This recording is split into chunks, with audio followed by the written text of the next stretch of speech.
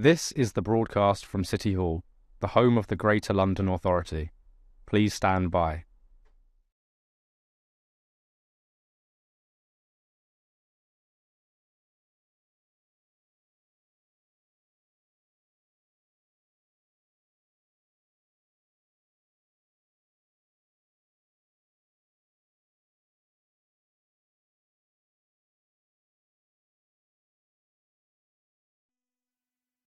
This is the broadcast from City Hall, the home of the Greater London Authority. Please stand by.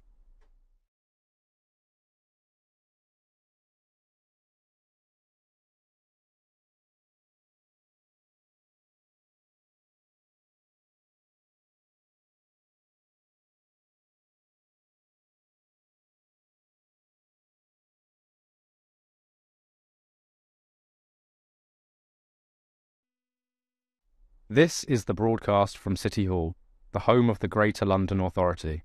Please stand by.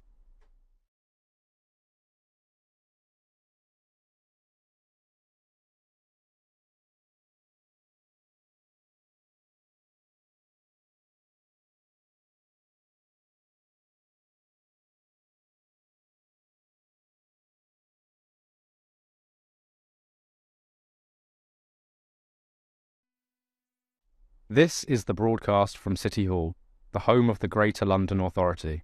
Please stand by.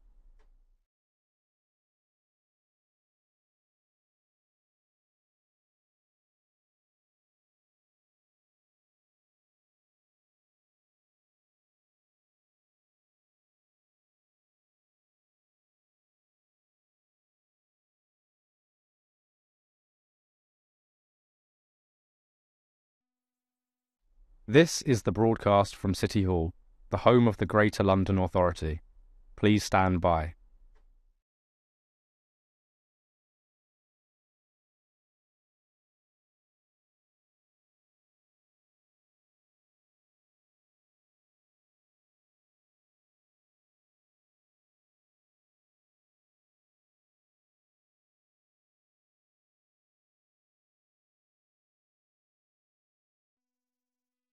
This is the broadcast from City Hall, the home of the Greater London Authority.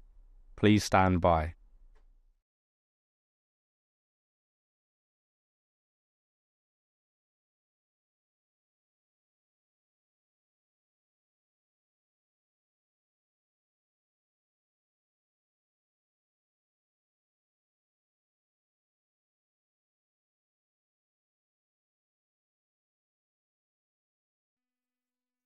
This is the broadcast from City Hall, the home of the Greater London Authority. Please stand by.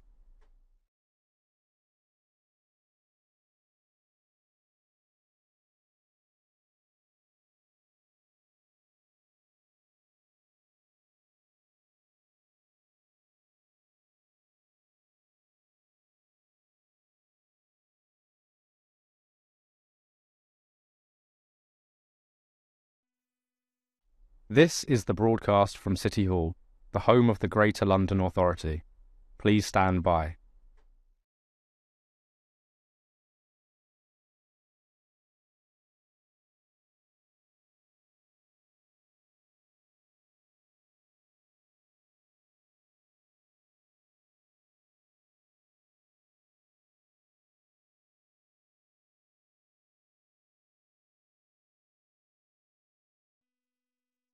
This is the broadcast from City Hall, the home of the Greater London Authority.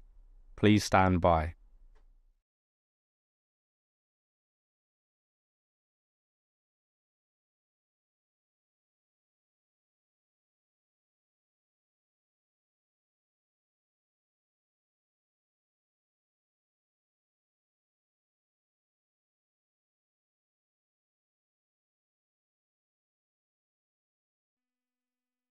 This is the broadcast from City Hall, the home of the Greater London Authority.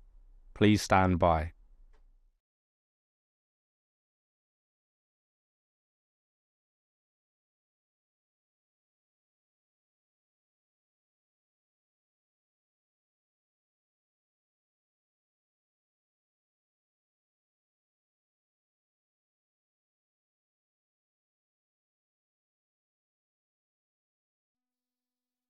This is the broadcast from City Hall, the home of the Greater London Authority. Please stand by.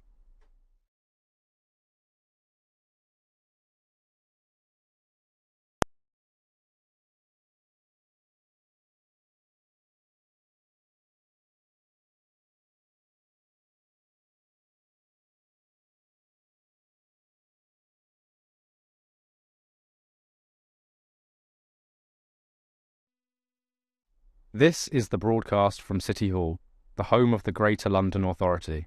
Please stand by.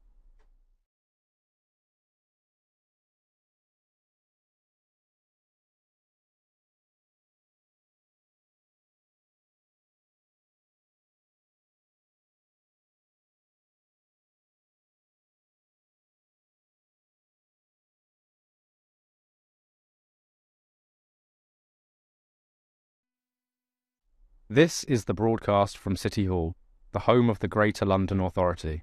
Please stand by.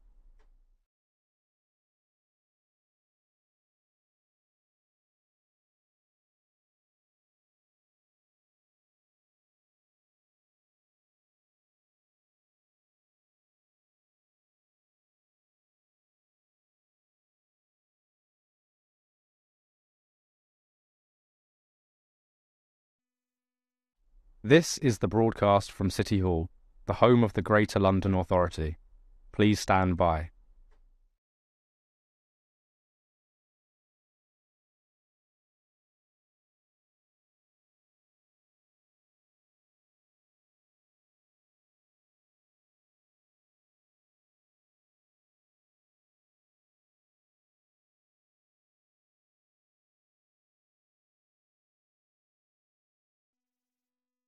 This is the broadcast from City Hall, the home of the Greater London Authority.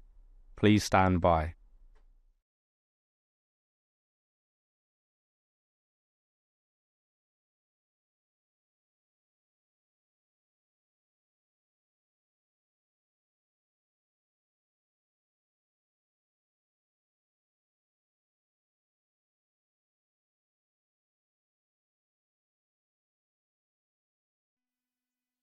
This is the broadcast from City Hall, the home of the Greater London Authority. Please stand by.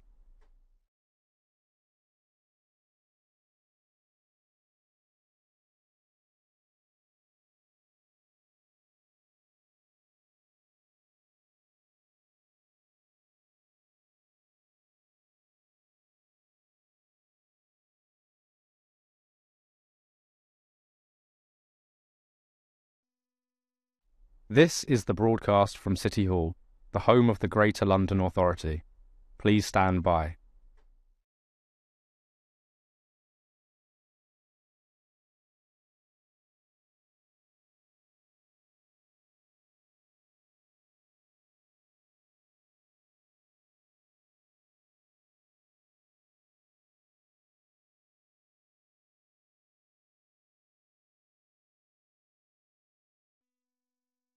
This is the broadcast from City Hall, the home of the Greater London Authority.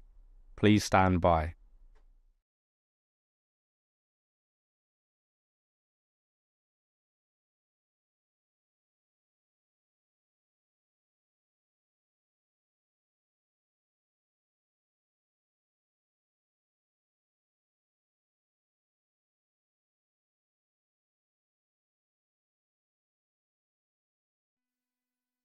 This is the broadcast from City Hall, the home of the Greater London Authority. Please stand by.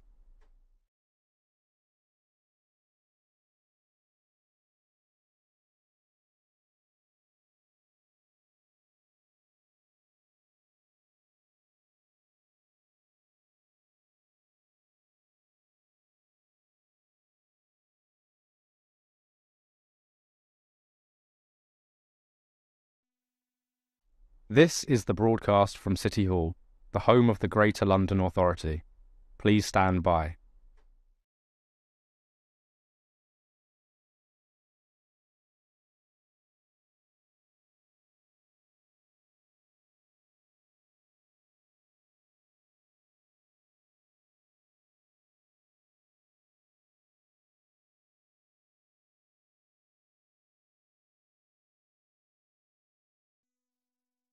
This is the broadcast from City Hall, the home of the Greater London Authority. Please stand by.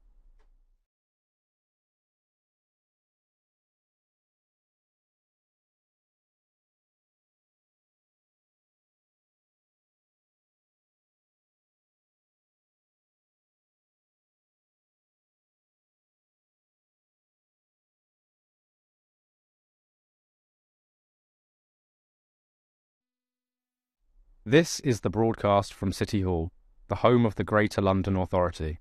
Please stand by.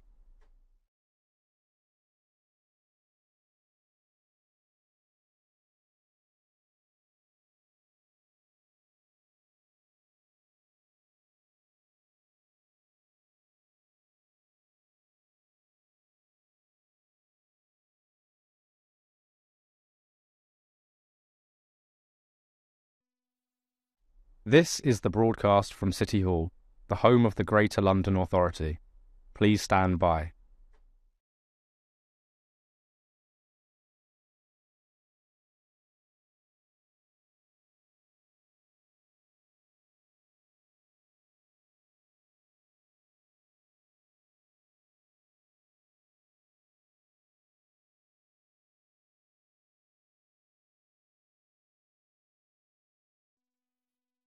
This is the broadcast from City Hall, the home of the Greater London Authority.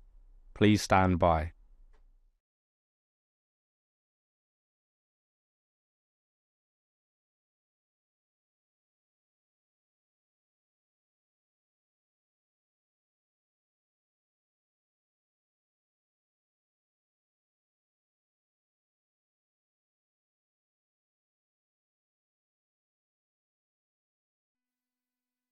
This is the broadcast from City Hall, the home of the Greater London Authority. Please stand by.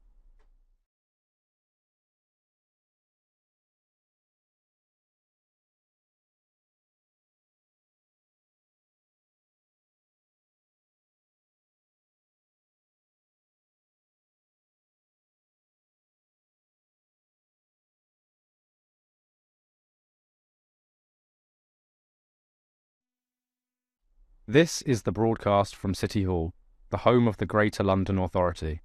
Please stand by.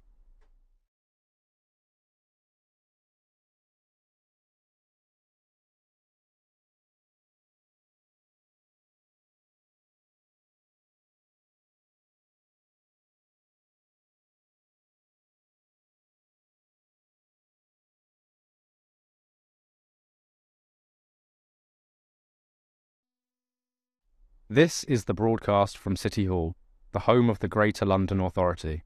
Please stand by.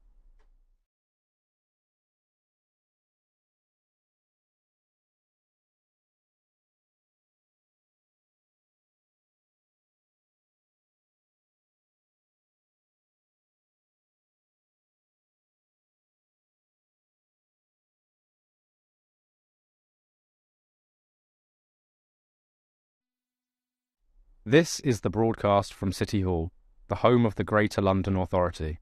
Please stand by.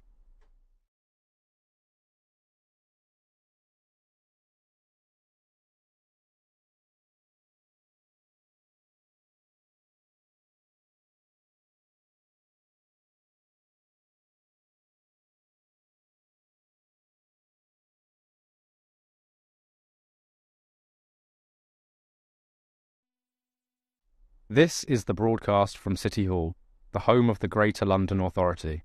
Please stand by.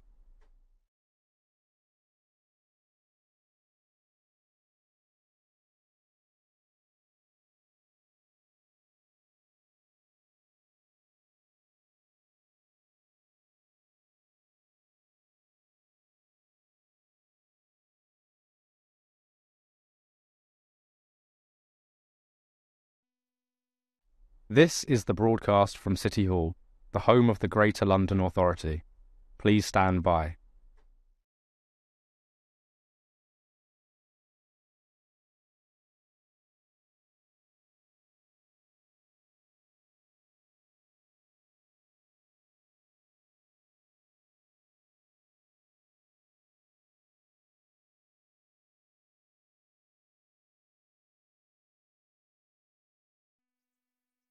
This is the broadcast from City Hall, the home of the Greater London Authority. Please stand by.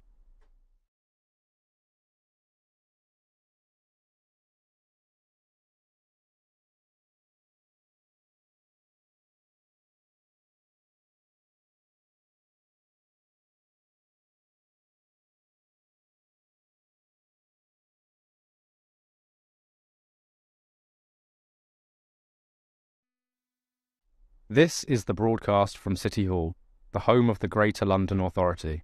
Please stand by.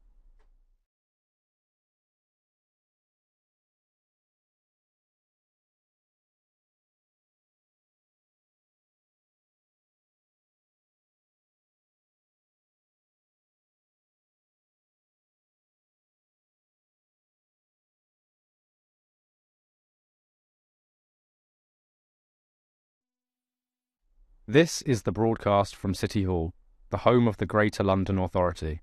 Please stand by.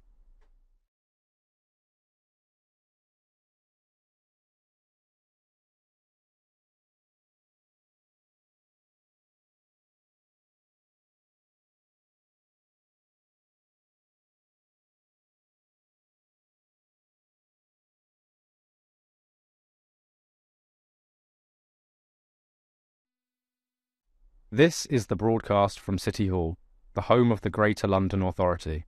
Please stand by.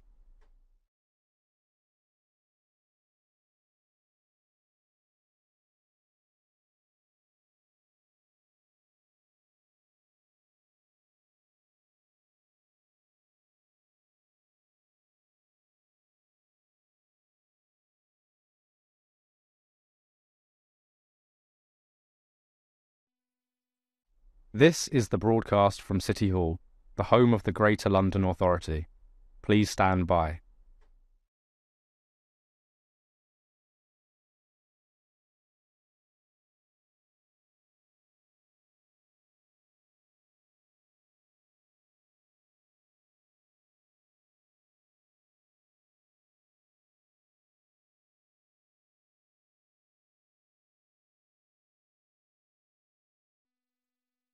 This is the broadcast from City Hall, the home of the Greater London Authority. Please stand by.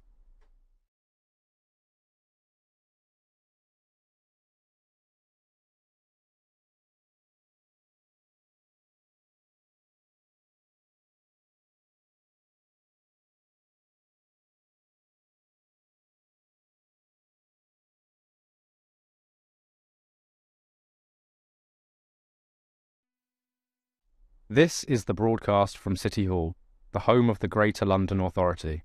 Please stand by.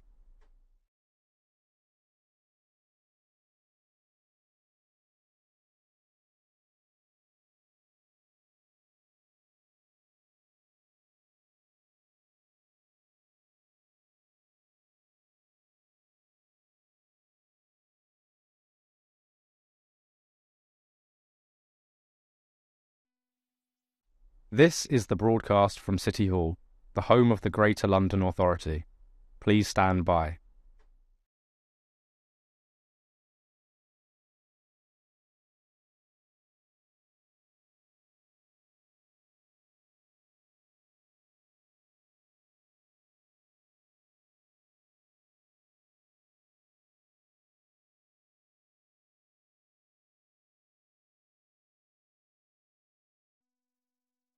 This is the broadcast from City Hall, the home of the Greater London Authority.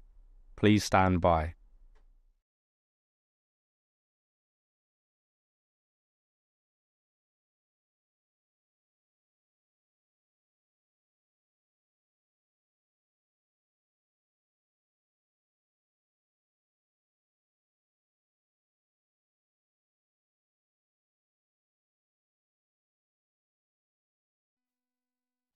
This is the broadcast from City Hall, the home of the Greater London Authority. Please stand by.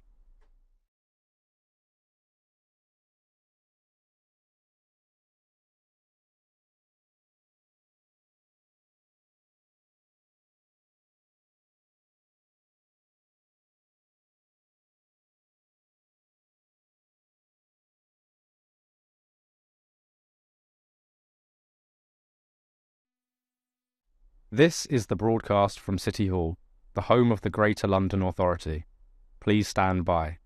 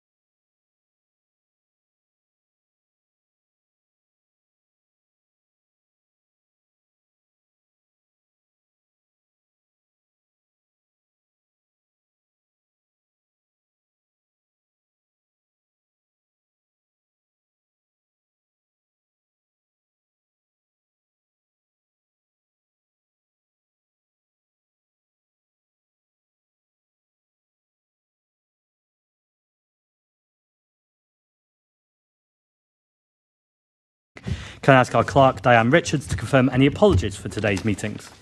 Thank you, Chair. No apologies for absence have been received today. Thank you very much. Now we come to declarations of interest. Can we note the list of offices held by Assembly members?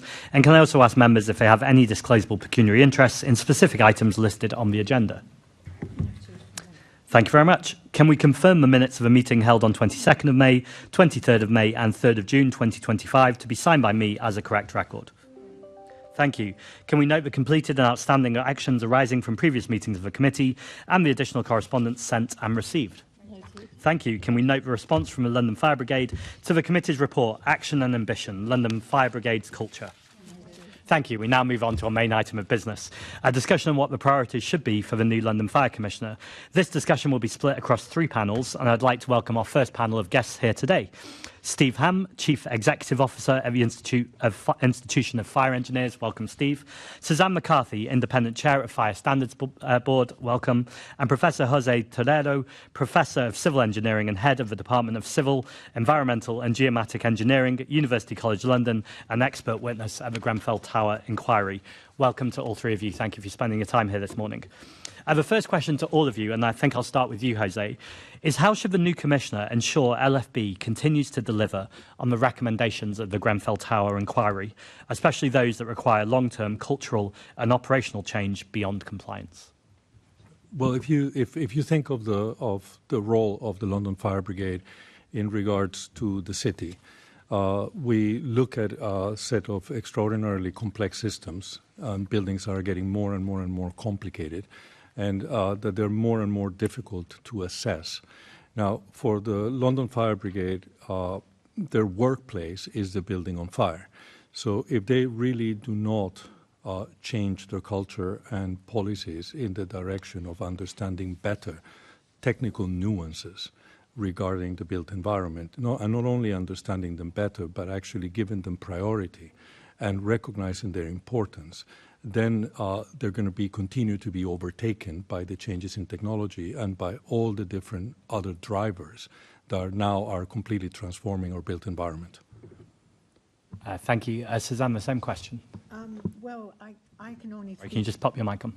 I can only speak, obviously, about the fire standards, and the fire standards do, in fact, reflect the recommendations and the considerations from the Grenfell inquiry report. There are some particular standards that I would say are relevant, though if you're looking for the London Fire Brigade to really gain from the fire standards, it's important to see it as a whole.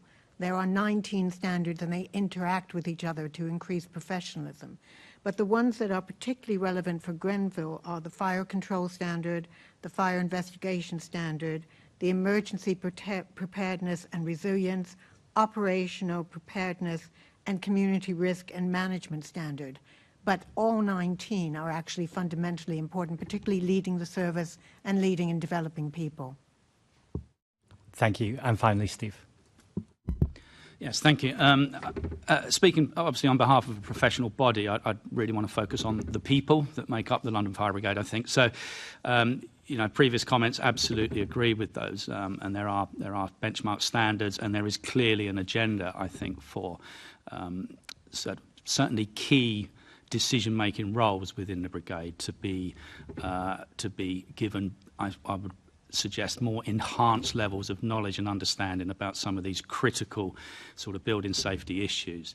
And as a starting point for that, I think I'd really want to make the point that there's a very good and strong relationship between the brigade and the IFE as a professional body. I think a really good case in point is the fire engineering team.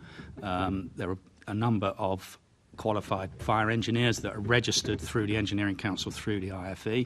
I think the opportunity here is to build upon that.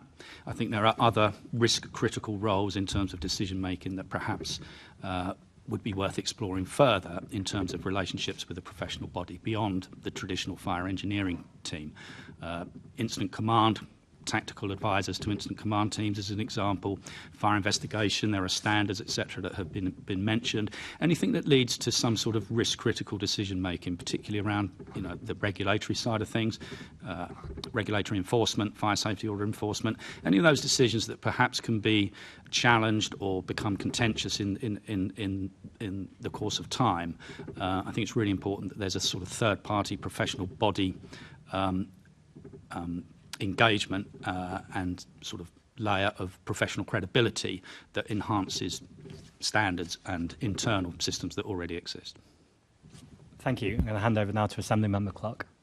Thank you, Chair. And Steve, back to you. Given the critical shortage of fire safety engineers, what role should the new Commissioner play in addressing the skills pipeline? I think that question is probably one of the most difficult to see an answer to, I think, out of all the Grenfell recommendations. Many of them are technical, many of them are construction industry related. I'm sure Jose will have a view on this from an academic provider type perspective. I think the thrust of my answer is perhaps that there are the traditional routes into that pipeline for fire engineers. And we're talking higher education pathways that take a considerable amount of time. So it's a 3, 4, 5 year journey. It's then 3, 4 years post-graduation before professional registration at chartered engineer level is possible. So this is a long-term investment in qualified fire engineers. I think the sticking point at the moment is quite evident, and it was reflected in the inquiry's findings and recommendations, is where is that pipeline? The number of high-quality fire engineering degree courses at the moment is woefully inadequate, really, for the potential demand that we have. I think for LFB specifically, I think what matters most is that this is generally not going to be a sort of post-A-level traditional student route into higher education. I think different offers from the higher education sector are something that should be encouraged, and I would encourage the brigade to go into dialogue with higher education providers about how fire engineering degree courses can be provided. There are various options to that for that provision. Jose, did you want to comment on that? Yes, I actually would like to comment on it. I think the real question that you should be asking is why there is no pipeline. The demand is massive. There's a dire need of fire engineers. There's a constant point made that the quality of fire engineering is very low. And I think it's fundamentally because we don't care. I think the fire brigades have never cared about technical knowledge. The construction industry has never cared about technical knowledge in fire safety. The objective has always been to have our building approved. That's all what we've wanted to do, is get the building approved. And I think until we, a huge priority should be to actually thinking of technical knowledge, of high levels of competency, of understanding of the built environment at the level in which really matters. And for that, you need to care.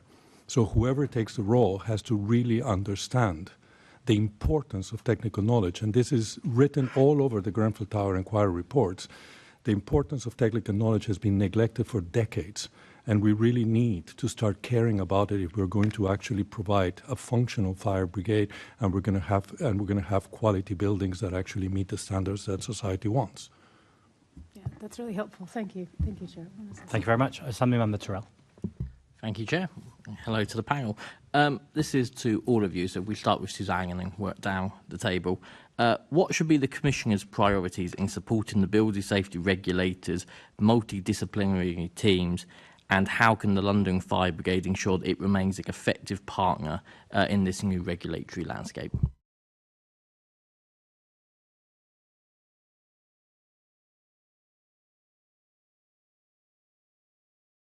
I heard Commissioner's priorities, but after that it became a bit mumbled. Yeah, I'm happy to repeat the question. What should be the Commissioner's priorities? What should the Commissioner's priorities be in supporting the building safety regulators, multidisciplinary teams, and how can the London Fire Brigade ensure that it remains an effective partner in the new regulatory landscape? I don't think I can answer that directly. I can only answer that from the fire standards position, if you want me to do it that way, because we're not operational standards, we're professional standards. Do you wish me to talk about the standards?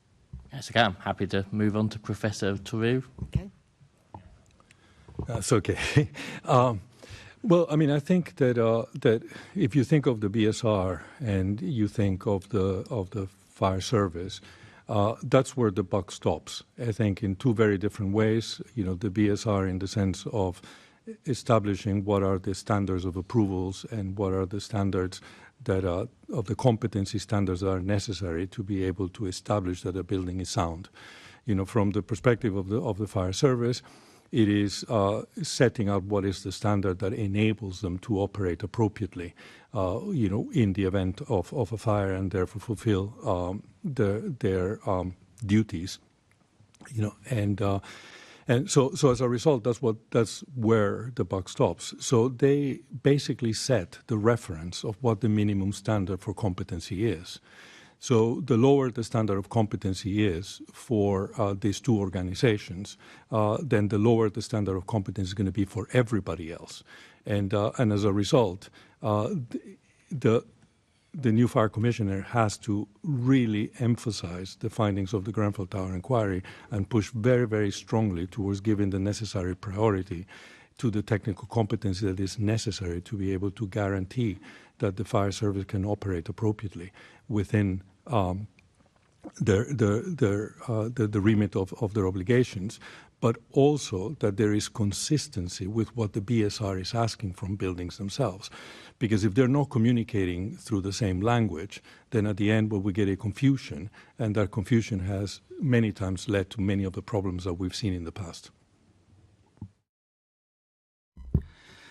Thank you. So I think this question is a long-term question about the development of the building safety regulator's role, how that is implemented over the coming years. And we've seen the announcement this week, haven't we, where we're moving away from the health and safety executive. There's mechanisms in place now to create an agency that will look after building safety. To answer your question about how can the LFB ensure that it's central and pivotal to that development over time, I think it probably the best way of summing that up is to really focus on the external stakeholder engagement agenda here. I think traditionally this isn't a criticism at all of the London Fire Brigade. I think it's the NFCC in general. There tends to be generally a sort of insular inter-fire service sort of agenda. So I think the external stakeholder environment is really, really crucial here. And the one that you've questioned on is probably one of the most important in the current moment. So I'd really encourage the future commissioner and officers and authority members as well, I think, to ensure that there's that engagement with the BSR as it develops, because in itself, as we all know, it's on a journey as well. My final point on this would be there are lots of players in the building safety agenda. There are lots of construction-related individuals in there as well, and viewpoints and commercial interests as well.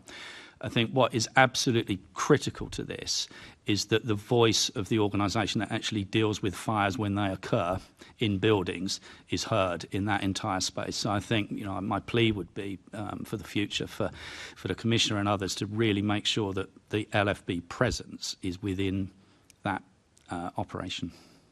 Thank you. And sticking with Stephen Jose, then for this second questioning. So the new Commissioner told us that he sees the biggest challenge being evolving risks. What are your thoughts on these and the impact that they're going to have on the brigade and its work, if we start with Steve? Yes, thank you. Evolving risks. So there are many, and I think we could go through the list here, couldn't we? But some of the more obvious ones are posing challenges that are as yet unanswered. So if we think about just energy storage systems and batteries, I'm sure we've all seen, some of the policy decisions that you've had to make within Greater London in terms of transport, etc., with risks with batteries, etc. But there's a bigger, wider issue there, I think, with how the Fire and Rescue Service develops its operational capability to deal with what is just different emerging ways of storing energy. We've been used to doing things in a certain way for decades. Now all of a sudden we've got all of that pent up energy that clearly has potential to cause fires is now contained somewhere else. And I think if we're absolutely frank about this, there is still a way to go in terms of developing operational capability, not just in London but nationwide, to be able to deal with significant battery-type lithium-ion fires. What I would say about that is that there is an absolute hunger, I think, out there, certainly something I see from a professional body perspective within industry. So an organisation like the Fire Industries Association, for example, which represents all of the manufacturers of, not just fire and rescue service equipment, but other fire-related industries. They've got R&D budgets. They have clearly product development agendas. And I think, again, it's a little bit back to my previous point about external stakeholder engagement. There's a whole area out there that can spend money on operational capability development, but they are a little bit at a loss to what that research agenda should be. So I think when it comes to those emerging risks, engaging with industry is an absolute, it's an opportunity there that really shouldn't be missed. And my final point on the whole thing is there's construction as well, and everything for very, very clearly obvious and legitimate reasons tends to be focused on Grenfell at the moment. But we still have an agenda going on in the built environment, don't we, with timber in construction, for example.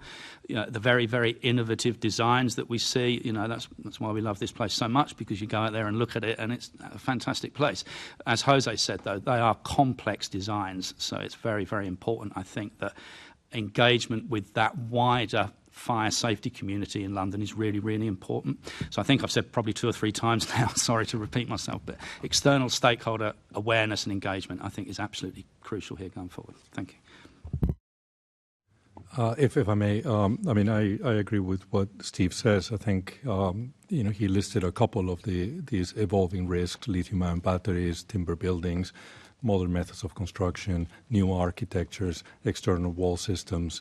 All these things are happening at a very fast pace and have been happening for a long time at a fairly rapid pace, but is only accelerating. And if we still keep thinking that technical competency is a long-term prospect, we're going to keep falling behind. Technical competency needs to be assessed and established and improved and pushed forward now. And because otherwise, nobody's going to stop. Tomorrow, the batteries are going to have more energy. Tomorrow you're going to get more proposals for timber buildings. You're going to get architects with even crazier designs than the ones you've seen for many, many years. And all these things are going to continue to happen, and they're going to continue to accelerate. Now, if that external engagement is going to happen, if the fire brigade is going to come and talk to the architects, they have to understand each other. If they're going to be talking to lithium-ion developers, they have to understand each other. And if they don't understand each other and they don't understand what the intrinsic problems of the systems are, then, and from a technical perspective, then the communication will never be established. And I think it's absolutely fundamental to put that forward. Thank you for those answers. Before I hand back to the Chair, I just wanted to apologise, Jose, for pronouncing both your first and surname incorrectly, but as someone who's dyslexic, I sometimes struggle with pronunciation, so I just want to say no disrespect intended and apologies for the mispronunciation. Thank you. Steve, the other emerging risk that I think we've not spoken about directly is, of course, the wildfires and floods that we're going to increasingly see from the climate crisis. Can I just see if there's any particular thoughts about how the LFB might deal with those emerging risks? Yes. So, we talk a lot about built environment, don't we? But, the natural environment poses risks as well. And, I think London has experienced that in recent years, perhaps in a way that it's never done before. Something that I see from my perspective with the IFE is an international body. So we have membership that is not just within the United Kingdom. So there are a number of forums within the professional body that deal with wildfire. Well, they deal with all sort of fire risk elements, but in terms of wildfire specifically, and whilst we have the obvious areas of the world where we see really catastrophic impacts from wildfires, we see it in Australia, we see it in the United States. There's a far more relevant, I think, agenda around wildfire capability and dealing with operational response to wildfire within Western Europe and Eastern Europe, actually. So places like Croatia and some of those Baltic states have, in my experience through the professional body here with this international dimension, have two things. One is a natural environment that is far more akin to what we have in the British Isles. So Australia is not the British Isles, so the whole dynamic within that sort of wildfire stuff is slightly different. Therefore, the emergency response capability is different. But certainly in certain areas of Europe, the south of France and Spain is obvious examples as well. There are some really, really strong and well-organised operational response capabilities. And in particular, I think these individuals and command officers in those regions are really, really adept at making the decisions about when to intervene, when not to intervene, how to protect property, and that type of thing. And obviously there are a number of sort of physical, practical, training-related things that spin off of all of that. So, I suppose yet again I find myself saying there are people out there that could really influence the way that the LFB tackles its particular issues with that sort of urban-rural interface, because it is an issue. We all understand that now, I think. But let's look perhaps a little bit closer to home in Europe on that one. Thank you. And Jose, as chair of the Fire Committee, but previously I chaired the Environment Committee, as does Leonie Cooper, get asked a lot, are we ready for wildfires that we saw in 2022, where the London Fire Brigade had their worst day of call-out since World War II? Yeah. What more could the Commissioner and the Brigade be doing? Well, I mean, I think that there's a big mistake that we generally make when we're dealing with wildfires, because we actually get impacted by the event and the fact that we have to respond to the event, and we tend to think that it is a problem purely of response. Wildland fires, and I've worked years on wildland fires, are a combination of preparedness and urban planning. And so the same thing with floods. You have to consistently understand the risks that you're undertaking as you are planning the development of cities. If you don't take that part into account, eventually what you are creating is a problem that is unmanageable. What is happening in California, in northern Canada, and has been happening in certain parts of Australia, for example, was completely eradicated in places like Corsica or southern France by effective and very careful urban planning that actually gave wildland fires to the firefighters that they could actually tackle. The problem is that by not making the right decisions in regards to urban planning, what we hand over is fires that are unmanageable. And then there's no preparedness for that. So you have to really have a very clear communication. And for that, once again, that communication is enabled by the proper understanding of all parties. So in essence, I think we need to think of preparedness in a much more broader way, and it requires a constant interaction, between the fire services and the city to try to make sure that decisions are made at the city level or not creating an unmanageable problem for one, and that the other one is prepared to handle the proper fires that they're supposed to, be the outcome. Thank you, Assembly Member Cooper. Thank you very much, Professor Terrero. I think that's a really interesting point that you make about preparedness, because in one sense, we're always asking firefighters to do difficult things, and then we sent people into Grenfell And of course, it was a building that was, not really, as one could say, in the best state for dealing with having a fire, which they obviously found on the night. And you're now making, I think, exactly the same point about a wildfire, that we have an environment that is worse than perhaps it should be. When we had we had 2 years when we had very hot temperatures, and I say that on a very hot day today, and we then had the wildfires over in East London. But we also had a year when we had incredible surface water flooding. And as a result of the surface water flooding, we've set up a group called the London Surface Water Flood Strategy Group, which includes representatives from the GLA, from the boroughs, London being a large and complex city, and so on and so forth, all the right people in that group. We haven't responded to the wildfires by doing the same thing, to think through some of those issues. Do you think doing something like that to get everybody to think through what the preparedness issues are would be helpful for wildfire, as we are finding that it is for flooding? It's absolutely essential, but nevertheless, there's an element that needs to be resolved ahead of time, that everybody has to speak the same language. And I think you evoked the example of Grenfell. So in Grenfell, everybody who designed, built and maintained that building handed over a building that led to a fire that the firefighters could not fight. But nevertheless, the precedent existed, so it was a foreseeable event. And you had the London Fire Brigade that was not prepared to address that situation.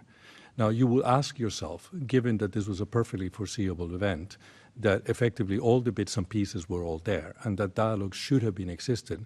Why that dialogue never happened is because none of the parties speak the same language. And until you solve that component, what is absolutely necessary, what you just described in floods, that the level of competency in floods is very homogeneous around all the parties, that will not happen. But in a nutshell, what you suggest is exactly the right way to do it, but it has to be parties that speak the same language. Thank you very much. That's very helpful. Thank you, Chair. Thank you. Some member Bakari, thanks for patience. Thank you. In light of everything that we've been just talking about, the built environment, the emerging risks, climate change, lithium-ion batteries, how would you like to see, and this is for Jose, how would you like to see the new London Fire Commissioner best use the research and data that you're gathering and the expertise that you have? One of the things that needs to be clarified is that the gap between the practice and the research community is enormous. The bottom line is that we're still using knowledge from the 1910s and the 1920s, while we have a massive amount of scientific knowledge that is piled up that nobody's touching. And the reason why nobody's touching is because nobody cares. Nobody gives importance to technical knowledge. Nobody gives importance to all the underpinning physics that goes behind all these problems. We're not paying any attention to that information. And effectively, what we have done is slowly kill the research community, kill the higher education community in this area, because we don't care. Until we start caring about technical knowledge in the exercise of firefighting, we are not going to be able to use the existing knowledge. Do you think we don't understand how lithium-ion batteries fail? We understand it perfectly. You think we don't understand what kind of fires they create? We understand it perfectly. The problem is that nobody really cares how to actually do things correctly in a way such that they're using the appropriate technical knowledge. The gap is enormous right now. It's almost a waste of time to do research in fire now because nobody uses what you do. Yeah. Yeah, I can hear your frustration there. You also talked about external engagement, and Steve, you talked about awareness engagement. I'm quite interested in that specific area. There's been a movement from the London Fire Brigade having a charge safe campaign, specifically on lithium-ion batteries and e-scooters, and we've seen TfL reacting to this as well. But I'm wondering whether you think there has been enough engagement and whether we need to do more, specifically, looking at, making sure that people who are buying these e-bikes and e-scooters are aware of the dangers and how to keep safe.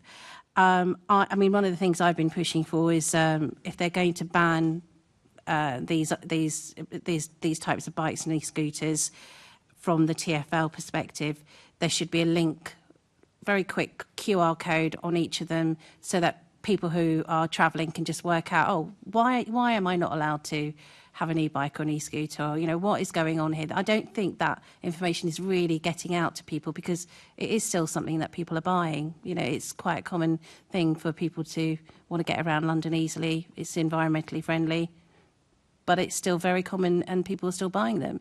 So do you think there is that need for that awareness engagement that you said and external engagement that you said? Thank you. Yeah, I think there are two strands to my answer on that. And in terms of awareness, you know, you've picked a specific issue there, which is a very, very topical one, obviously, about charging, particularly with e-scooters and the like.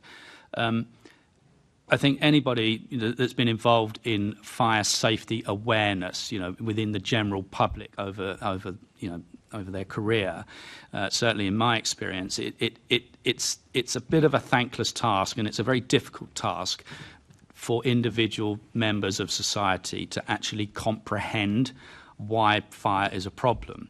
It's slightly different, for example, to crime prevention, where people can very easily visualise what it would be like to be a victim of crime or burglary or anything of that nature. So I think there is, an absolute need to continue what is a version of technical awareness that Jose's spoken about within the general public, because I think we can try and put as many rule-based systems as we like, but people will find their ways around them. I've been on railway platforms where I've seen the guy on his scooter fold it up, put it in a bag and get on the train. So I think there will always be ways to circumvent a rule-based sort of structure. So I think the brigade's agenda for fire safety awareness in the community, right through from the schools programme onwards, I think that is absolutely crucial. And I think that is something that underpins community awareness in a way that will ensure fire safety if we get that right. There are places in the world where the community awareness is incredibly high, and therefore that's reflected in fire statistics. So I think that is an agenda most definitely that should be continued and perhaps even expanded if resources permit that. In terms of, just if I may, on the internal sort of capacity within LFB to address issues like that, I think I'd go back to Jose's points about technical knowledge and understanding. And I think this is probably an opportune time for me to just to make one point that I wanted to make, that there's a long-term agenda here, and trainees coming into the brigade at the moment on the modern apprenticeship scheme. A lot of work went into the design of that modern apprenticeship so that when somebody is successful at their endpoint assessment, that's basically a level 3 award. That's the gateway into professional body membership, and then that hopefully if people adopt that, and as an employer the LFB encourages that, that brings people from their entry point now, the people that are coming through the door now into the brigade, into a level of technical proficiency that is certified and then provides a baseline for further development, so that we have people making fire safety policy, operational policy, etc. in the future that are that have that sort of credibility that comes from some type of professional credentials alongside their experience. Thank you. Yeah, if I may add briefly, I'm sure you're aware, Steve, that the main provider of these technical apprenticeships has had to close their programs because of lack of interest. And I think that one of the things that I'm concerned beyond, when it comes to electrical vehicles, beyond scooters and so forth, is actually accessibility. The proliferation of electrically driven mobility units for people with mobility impairments has increased massively. And I think there we're facing a challenge, because we are closing the doors to the one mechanism that people with disabilities have, to access, for example, public transport and so forth. So we're going to see more and more and more of these electrical mobility systems, in all our transportation systems. And the question that we need to ask ourselves is, we're going to prevent them from entering? Thank you. Assemblymember Clark. Thank you. Suzanne, I'm going to come back to you. How can the new commissioner... Oh, I'm sorry. Sorry, I still can't hear you. It's probably the microphone not being close enough. Is that better? Yes. Okay, great. How can the new commissioner build on the progress seen in the most recent HMI report to deliver a better fire and rescue service in London? Thank you for inviting me to comment on that. Obviously, you've been talking to my colleagues here about very much operational issues, and I am here to really talk about the fire standards. I don't know how much you know as a committee. I know I've met the committee before, but I just would like to remind you what the Fire Standards Board and the fire standards are. Basically, the Fire Standards Board was tasked as part of Theresa May's program of fire reform in 2016 to identify and develop and maintain a coherent and comprehensive set of professional standards for England's fire and rescue service. So that is what we have been doing since we started really in 2019. There is now, if you look at our website, there is now the initial suite of standards. There are 19 of them, and other standards might be added. We're looking at standards possibly on firefighter health and well-being. We're looking on standards of handling of misconduct. So the suite may grow, or it may develop in terms of guidance and expansion of the standards already there. They do cover a variety of subjects. I've mentioned some already that have relevance to Grenfell, but there's the community risk management planning, prevention, digital and cyber, internal governance and assurance, procurement and commercial. So they cover not just operational issues, but management issues and leadership issues. And each standard, if you look at it, it is in a standard format, which is that it basically starts with what does good look like. It is the outcome statement which that service has to comply with. We recognize that services like the London Fire Brigade is very different from Devon and Cornwall. And so the geographics and the demographics influence how the service might get to that outcome statement. But the idea is that they should get to what good looks like. And in fact, we've just done an exercise with the inspectorate, because they also have a concept of what good looks like, to show how, in fact, our standards and their definitions of what look like actually agree and actually help each other to expand that concept. I have to say what's important, particularly for any service, and this does not apply just to the London Fire Brigade, is the attitude and approach they take to standards. It is very easy for services to do a tick box exercise. They are used to doing, tick boxes of whether everything is in place for an operation or emergency. That is not the way to approach a standards implementation or to get its benefits. There should be much more of a reflection. There should be a much better self-assessment of what actually they have in place and what is missing. And I have to say that every standard, and this is particularly important with standards like the leadership standard and the leadership in developing people standard, is there is an NFCC implementation tool that goes with it, which can be used by a service to identify what they have in place and what is missing, and then what actions they can determine that they need to do. I also must impress on you that standards are not standalone. They are not silo documents. In order to get the full benefit, the service has to really engage with the full suite of standards, because that produces the positive synergies which drive the improved quality. I've mentioned already that there are certain standards that are critical to achieving cultural change, which I know you've been talking a lot about the operational, but if you don't get the cultural change right, this isn't going to work either. And as I've mentioned, leading the service, leading and developing people, the code of ethics, there's a fire standard that supports that, and also communications and engagement and safeguarding. I've picked those out. They are important, but it is the suite that matters. Standards are kept under review. We've begun reviewing the standards that we produced a number of years ago. That's because we want them to remain accurate and up to date. That's a continuous project. And when we do that, we seek input from services, and we'd be delighted if the London Fire Brigade engaged with us in these projects.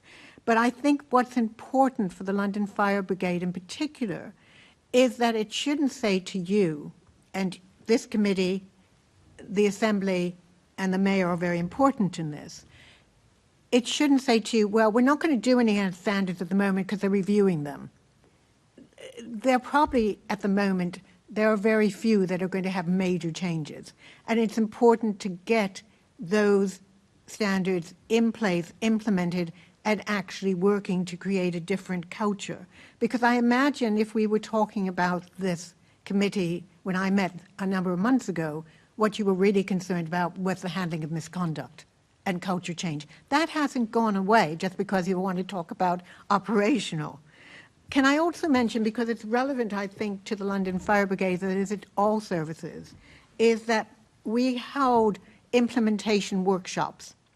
And from those implementation workshops, there are a number of areas where services have shown that they struggle. And I would suspect the London Fire Brigade is no different from those other services. And so the first one is in behavior and culture. And we've talked a little bit about that at previous committees.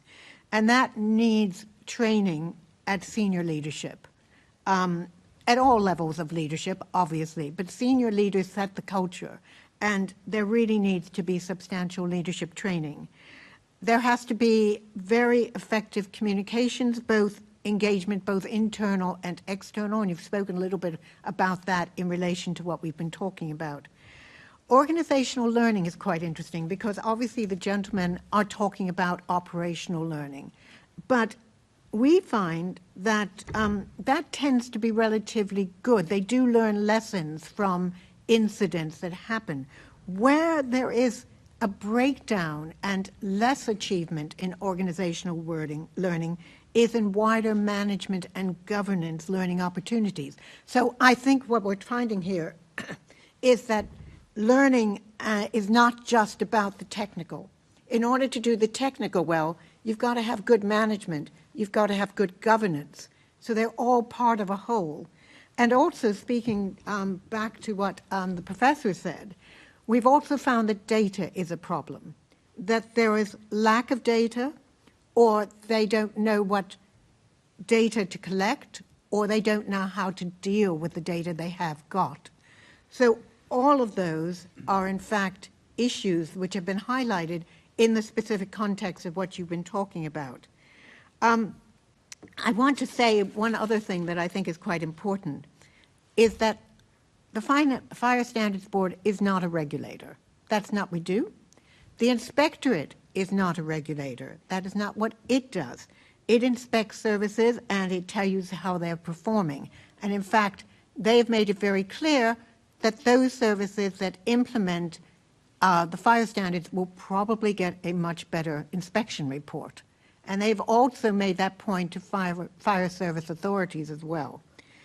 As I said a little moment ago, it's basically this committee, it's basically this assembly, and it's basically the mayor that have the power to hold the fire commissioner and the London Fire Brigade to account. And it comes back to you if you want to make the standards, their implementation and the benefit that they can achieve real. You're the ones that have got to say, how will the commissioner assess that it has been successful in delivering the standards, and then to ask the same question about yourselves. How has the committee been able to say that it's held the commissioner to account in a satisfactory manner? Thank you for that. Goodness, there's a lot to unpick there, but it's actually really helpful, and I agree with you. It's more than the technical knowledge. It's the wider picture and the responsibility and the leadership, and those principles have to exist throughout the brigade. So that's a very, very helpful answer. Just before, so this is the last question of this panel, and this is just for anyone who wants to answer, but what further, I mean, Jose and Steve, you've both touched on this earlier, but what innovations and approach and technology should the new LFC be considering now to respond, to ensure that LFB has a cutting-edge modern fire service? I'll go first, if I may, on that. I think technology going forward, I think, opens up an entire sort of set of opportunities for the brigade's capabilities across the board, not just on emergency response. I think AI is a considerable thing to consider and invest in. So, again, from my particular viewpoint now, particularly with the international dimension, I've seen some incredibly effective uses of AI in community safety activity, for example, where you're taking the human element out of monitoring trends and then triggering certain types of messaging or whatever it might be. There's an equivalent sort of read across to AI within building safety, absolutely. Building services, building systems in complex buildings, sort of continuous monitoring, linking of that into brigade sort of data systems, command and control systems, for example. There are probably endless opportunities through the use of AI. So I think some really targeted and specific sort of analysis of how AI can enhance what the brigade's mission is really important. And then I just would want to go back to the technical, really. I don't want to talk too much technical here, but it's absolutely vital, I think. I think one of the previous questions was around how the brigade, how the commissioner can demonstrate that they've got the best possible fire and rescue service in London. To try and boil that down is difficult, but I would have a stab at that by saying if we can demonstrate that the brigade's workforce has the capacity to understand and then think and make decisions about perhaps what standards should be, not just receive a standard and try and implement it, understand why a standard comes from a certain place and have a view on what that standard perhaps should be in the future, or policies or whatever it might be. I think that perhaps could be an acid test, if you like, to say we are presiding here over a fire and rescue service where the key decision makers are absolutely equipped with the levels of technical understanding, management and leadership capacity to make the best decisions for London. Without getting into any of the specifics, that would be my attempt to try and sum that up, perhaps what to aspire for in the future. Thank you. Anyone else? Yeah, go ahead, Suzanne. I just want to make the point, and we've been having this discussion at the Ministers' Advisory Group as well, which is, of course, thinking about creating a college of fire and rescue, which may have great importance for the London Fire Brigade, both in terms of technical issues, but also in terms of governance, management, behaviours, and so forth. And the question is, what do we mean when we say the word standard? And I think it's important to make distinctions that there are different types of standards. There are the operational standards, there are the professional standards, and so forth. So when you talk to the London Fire Brigade about standards, I think you should be clear about what categories you are dealing with. And the other point I wanted to make, which I forgot, but it's important because it's about money, which is that it's important that the fire brigade has sufficient resources to adequately implement standards appropriately. Often we have services saying to us, we can't do it because we don't have the money to do it quickly. So if you want standards implemented and see the benefit of that, and at the moment I'm having some research done with the NFCC about the benefits of a consistent standard being introduced to services across England. It's important to give them the resources they need to be able to actually do the work properly. And Jose? Yeah, I mean, I think that your question centered around what are the, technological challenges are going to come up, and I think Steve touched on the point of AI. I think the reality is that technology is to a great extent unpredictable. I mean, if we look, for example, how our external wall systems have evolved in the last 20 years, 20 years ago, nobody would have imagined the kinds of things that we were doing. Each cassette of Grenfell Tower had 128 moving parts. And this is a real challenge. Now, we have created a regulatory system that enables that evolution of technology to go at that pace. So our regulatory framework will allow for us to bring things into the built environment at an extraordinary pace. much, much faster than any capability that, for example, standards have to keep up with. They're constantly going to have to be revised, and they're always going to be 5 steps ahead. And AI is a very, very good example of that because, as you probably all know, everybody talks about AI in the last 4 or 5 years. Before that, nobody really had a clue what AI is, and I don't think that anybody has a clue what AI is now. Effectively, it is a black box that is trained by data that many times biases, the results, and then spits an output that then, if we're going to be implemented blindly, I can guarantee you we're going to make an enormous amount of mistakes. When it comes to fire safety, I teach a class in fire safety, and every lecture starts with a question. And then I put it onto ChatGPT and ask ChatGPT for the answer. And then I spend the entire next 2 hours explaining why it's wrong and how many mistakes the AI is making. So the reality, if the user is not proficient and competent, and the user doesn't understand how to adapt to this technology, then we will not be able to use the standards appropriately or use the technology appropriately. I think at the end of the day, it is about workforce development. And for the London Fire Brigade Commissioner, it is absolutely fundamental that they understand the premises under which workforce needs to be developed in an appropriate way.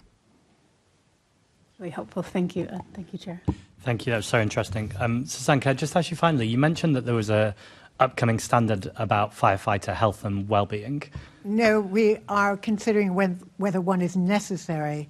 There's one not coming out at this moment. It could be that we will issue guidance or we will expand one or more standards to include elements of that, as we've done with finance. Understood. But so don't wait up for it. It's not there yet. No, that's fine. It's future work the committee might be looking into, though. I was wondering if you could talk about some of the specific issues that you've been looking at, or maybe it's too early in that process. Be happy to. Thank you very much. Excellent. Well, thank you very much all for your time. That was a really excellent first panel. We're now going to adjourn until 11 o'clock. Thank you very much.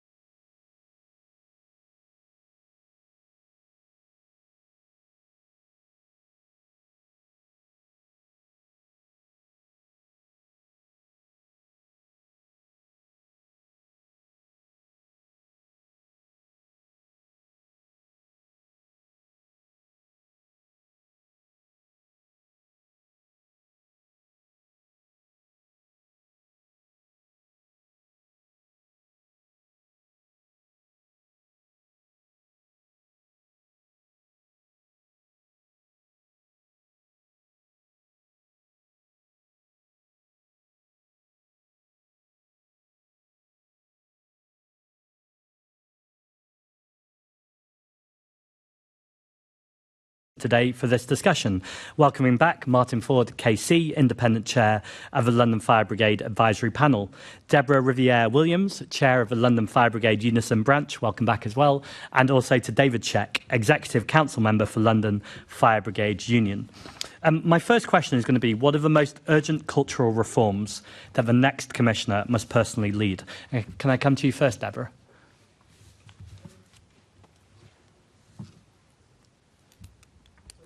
No, that's okay. Question again, sorry. What are the most urgent cultural reforms that the London Fire Commissioner must lead?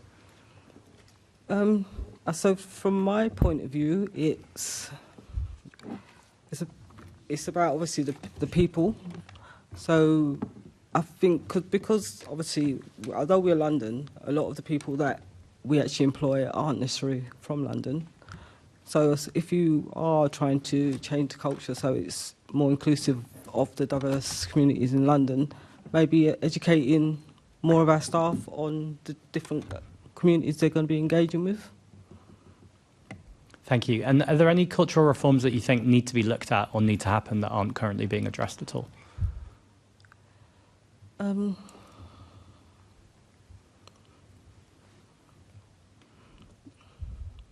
Sorry, I'm going to blank. That's okay. I'm going to come back to you in a minute anyway, so do you want a moment to think about it? Thank you. David. On Deborah's point, it was a good one, actually. So talking of culture, small things can change, and something that we've brought up is a lot of kids that live in inner London, because we have a lot of firefighters that drive in from out of London and live out of London, mainly because of cost of living. So if we're talking broadly, this is a massive question, really. We could be here all day talking about you need to increase pay if you want people to come in here, because our pay's not high enough for people to live in London. Usually when people do, if it is young people, they move out of London in the end because they can't afford to buy housing in here. But another point, small things that can change is, like, we've got criteria that you need to have a driving licence to join the London Fire Brigade. A lot of inner London kids don't use cars. They use, because we've got great transport systems. So why would they have a driving licence? You know, little things like that for cultural could change it. They could assist in, if you wanted to bring the people in inner London, like Deborah mentioned, there in. On a broader piece, we when the CMP come in, obviously we understand why it come in and everything, but we felt like a big stick ended up coming out, and some officers were dragged over the coals. That's putting it completely bluntly. So they took a stance of everything that could be considered gross misconduct or bullying harassment was a stage 3, and we think that was the wrong approach, because now we've got a culture where officers are afraid to make decisions. They're paid to make decisions at fire stations. They should be supported when making decisions. We've had some of them that are no case to answer because they actually made the right decision, but because the accusation was bullying and harassment, they found themselves on a disciplinary hearing, which I think there's a culture there that needs to change. I think there's going to be required training to be done so officers will understand what they've got to do. And it's not just officers, it's there's a culture of fear amongst people to say things now, because it's okay to make a mistake. You know, you can say stuff that might offend someone, and it's okay to make a mistake. You shouldn't have to go through a process of discipline if you've made an obvious mistake, you know. And this is, again, a broader piece on culture, but it's a massive thing, and all of it's going to require training, all of it. Thank you. So to sum up what I'm hearing so far, that's about people, education, pay, the driving licence, the issue, and then you talk then about the disciplinary process and a wider kind of cultural. Is there anything else, just finally, that you think this is a cultural reform that just isn't really being addressed or spoken about? Like I said, we could be here all day. There was on the earlier panel, I heard I'll shoehorn this in. We were talking about Grenfell and some of the recommendations from it. So something the London Fire Brigade hasn't done yet is the serious accident report, the SAI report into it. They've given us part of it, but the final part of it hasn't been given over yet to the union. And obviously we're conducting our own. And if you want culture change, which was talked about again on the earlier panel, these things need to be addressed so we can look at it together. I heard a lot of the earliest people talk about stakeholders, but no one mentioned the union. I believe we're quite a strong and an important voice in it because, let's face it, 100% of our members are firefighters. That's what it boils down to. So I think we've got a really important place in there. Absolutely, thank you. And Martin, obviously it's the Commissioner's first day. What would you like to see him prioritising in terms of cultural reforms? Well, I mean, first of all, congratulations to Jonathan, and I work very closely with him and Andy. One thing I'd like to reassure the panel of is that both of them struck me as being utterly committed to cultural change. They're not in denial about the fact that there's a need for this, and I think that's really quite important. And there are other frontline services where it seems to me they are slightly in denial. I'm interested in what David had to say about the disciplinary process, because that is something that concerns me, and the LFB are aware that I'm concerned about. I am a regulatory lawyer by background. I think that there's a new head of HR, a new head of PSU, and what I've been trying to I've had regular meetings with them and trying to impress upon them that I think from a firefighter's perspective there are many skills that they're supposed to be able to deploy which they're not trained to do within the disciplinary process. And there's a real interface between human resources issues, disciplinary issues and health issues. So I don't think it's fair for a station commander or head to be asked to look at HR issues, possibly reasonable adjustments for somebody who's got some kind of disability, thinking about long-term sick and capability. And so I'm very keen that there are dedicated professionals operating in those areas, because I get a lot of direct emails and they tend to be very much around things like equipment, reasonable adjustments, inconsistency of approach. There's definitely a feeling that if you're within one protected characteristic group, you might find a lower threshold for discipline than another. And it seems to me, and I've discussed this for some time, within the medical disciplinary field, they have something called indicative sanctions. So if you're a doctor being disciplined, you can look at that and you have a fairly good idea what the likely outcome will be if the charges are found proved. And I think if there's something that sets that out in detail that firefighters can read, and I think it probably ought to be trained upon as well, then you'll get more consistent outcomes and there'll be less concern that there's differential treatment. Rather like my Labour Party inquiry, there's definitely a perception, I can't do any kind of quantitative analysis, that there's a hierarchy of protected characteristics, that certain complaints about incidents arising out of certain protected characteristics are dealt with more expeditiously and more seriously than others. And again, I think indicative sanctions guidance would help reduce that, because you'd have an objective standard that everybody was judged by. And I think the other thing that around discipline, I'm sorry just to be harping on about discipline, but I think it's important that people go into the workplace and they feel they'll be treated fairly and consistently, is that too many firefighters aren't aware of the disciplinary process until they're in it. And it seems to me there does need to be a training module whereby firefighters are allowed to see possibly a hearing, or to speak to panel members, or to just understand what the disciplinary process is about. The dentists, for instance, used to drag trainee dentists into hearings when I was conducting hearings at the General Dental Council. I mean, to put the fear of God into them to see a fully qualified dentist being subject to a disciplinary process, but it did prompt a lot of important and interesting conversations. Just on the points that my fellow panel members are making, I agree about the demographic of firefighters coming from outside London. I would be in favour of some kind of orientation when they are in a district they're unfamiliar with, a little bit like gaining the knowledge, getting on a bicycle and literally meeting community leaders and visiting schools and that sort of thing. And the driving licence issue is a serious one. I mean, sometimes it's socioeconomic. It's extremely expensive now to take driving lessons and pass a test. And I do wonder whether some sort of subsidy could be offered to those that wouldn't otherwise drive, so that they could have an entry point into the fire service. Thank you. Can I ask you about, it's almost, sorry Dave, did you want to come in? Only if it's okay. Yes, of course. Yeah. Okay? No, please do. Yeah, no, just while it's in my head, actually, after hearing Martin bring it up.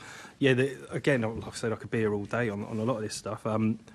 So on the reasonable adjustments, absolutely, that's a problem that we've picked up on, is a lot of managers and officers that are managing firefighters, when they do have stuff come up, they heavily rely on the medical report, which goes on to the broader piece of none of them, unless they go on specific training, understand the IQMP, the ill health process of going to IQMPs, the medical board of referees, and that in itself, there's a culture issue there that does need to be addressed, and we are in discussions about it actually with the London Fire Brigade, that we found the union, me doing a lot of the medical appeals, that there's a single point of failure.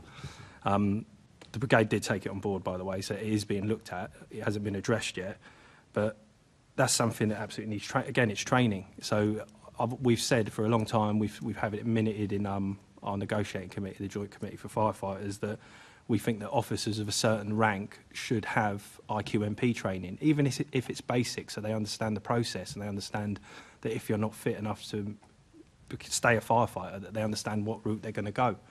You know, and what's available to them. A lot of people, like Martin touched on, they don't understand the process. They don't understand that there is an opportunity to redeploy, although since we got rid of training, we lost a lot of them opportunities, but there are still some opportunities where you can redeploy and get pension protection. All of that's there. Touching on another point, we did our own report into people being disciplined, and it was disproportionate that our black and ethnic minority members were being disciplined more in proportion. I think that was reported actually to this committee some time ago as well. Yeah, I just thought it was important to bring them points in after Martin came in. Thank you. That's really helpful, and it actually links with what I was about to ask Martin, so thank you.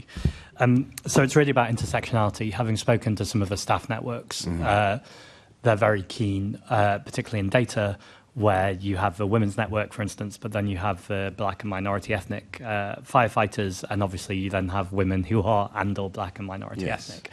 But from my understanding from speaking to previous commissioners, the data on intersectionality is rarely released, and the reason given is anonymity. The London Fire Brigade is relatively small, and if you get too intersectional, you can start to extrapolate who they're talking about. The staff networks felt this, or some individuals felt this really isn't true, and actually it just feels like gatekeeping.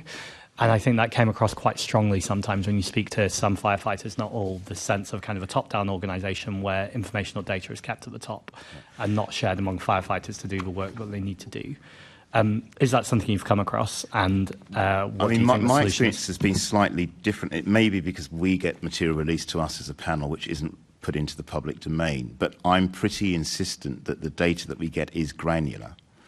And certainly when Jerry was in his position helping with the transition around cultural change, he and I had lengthy discussions about the fact that you needed to pick up people who may have a combination of protected characteristics in particular, and you needed fairly granular data, and that is definitely now in train. It seems to me that, I mean, there might be very rare circumstances where an individual can be identified, but I would have thought that most of the data, sort of 75% or roundabout, would be a sufficient quantity for you not to be able to work out who was being spoken about.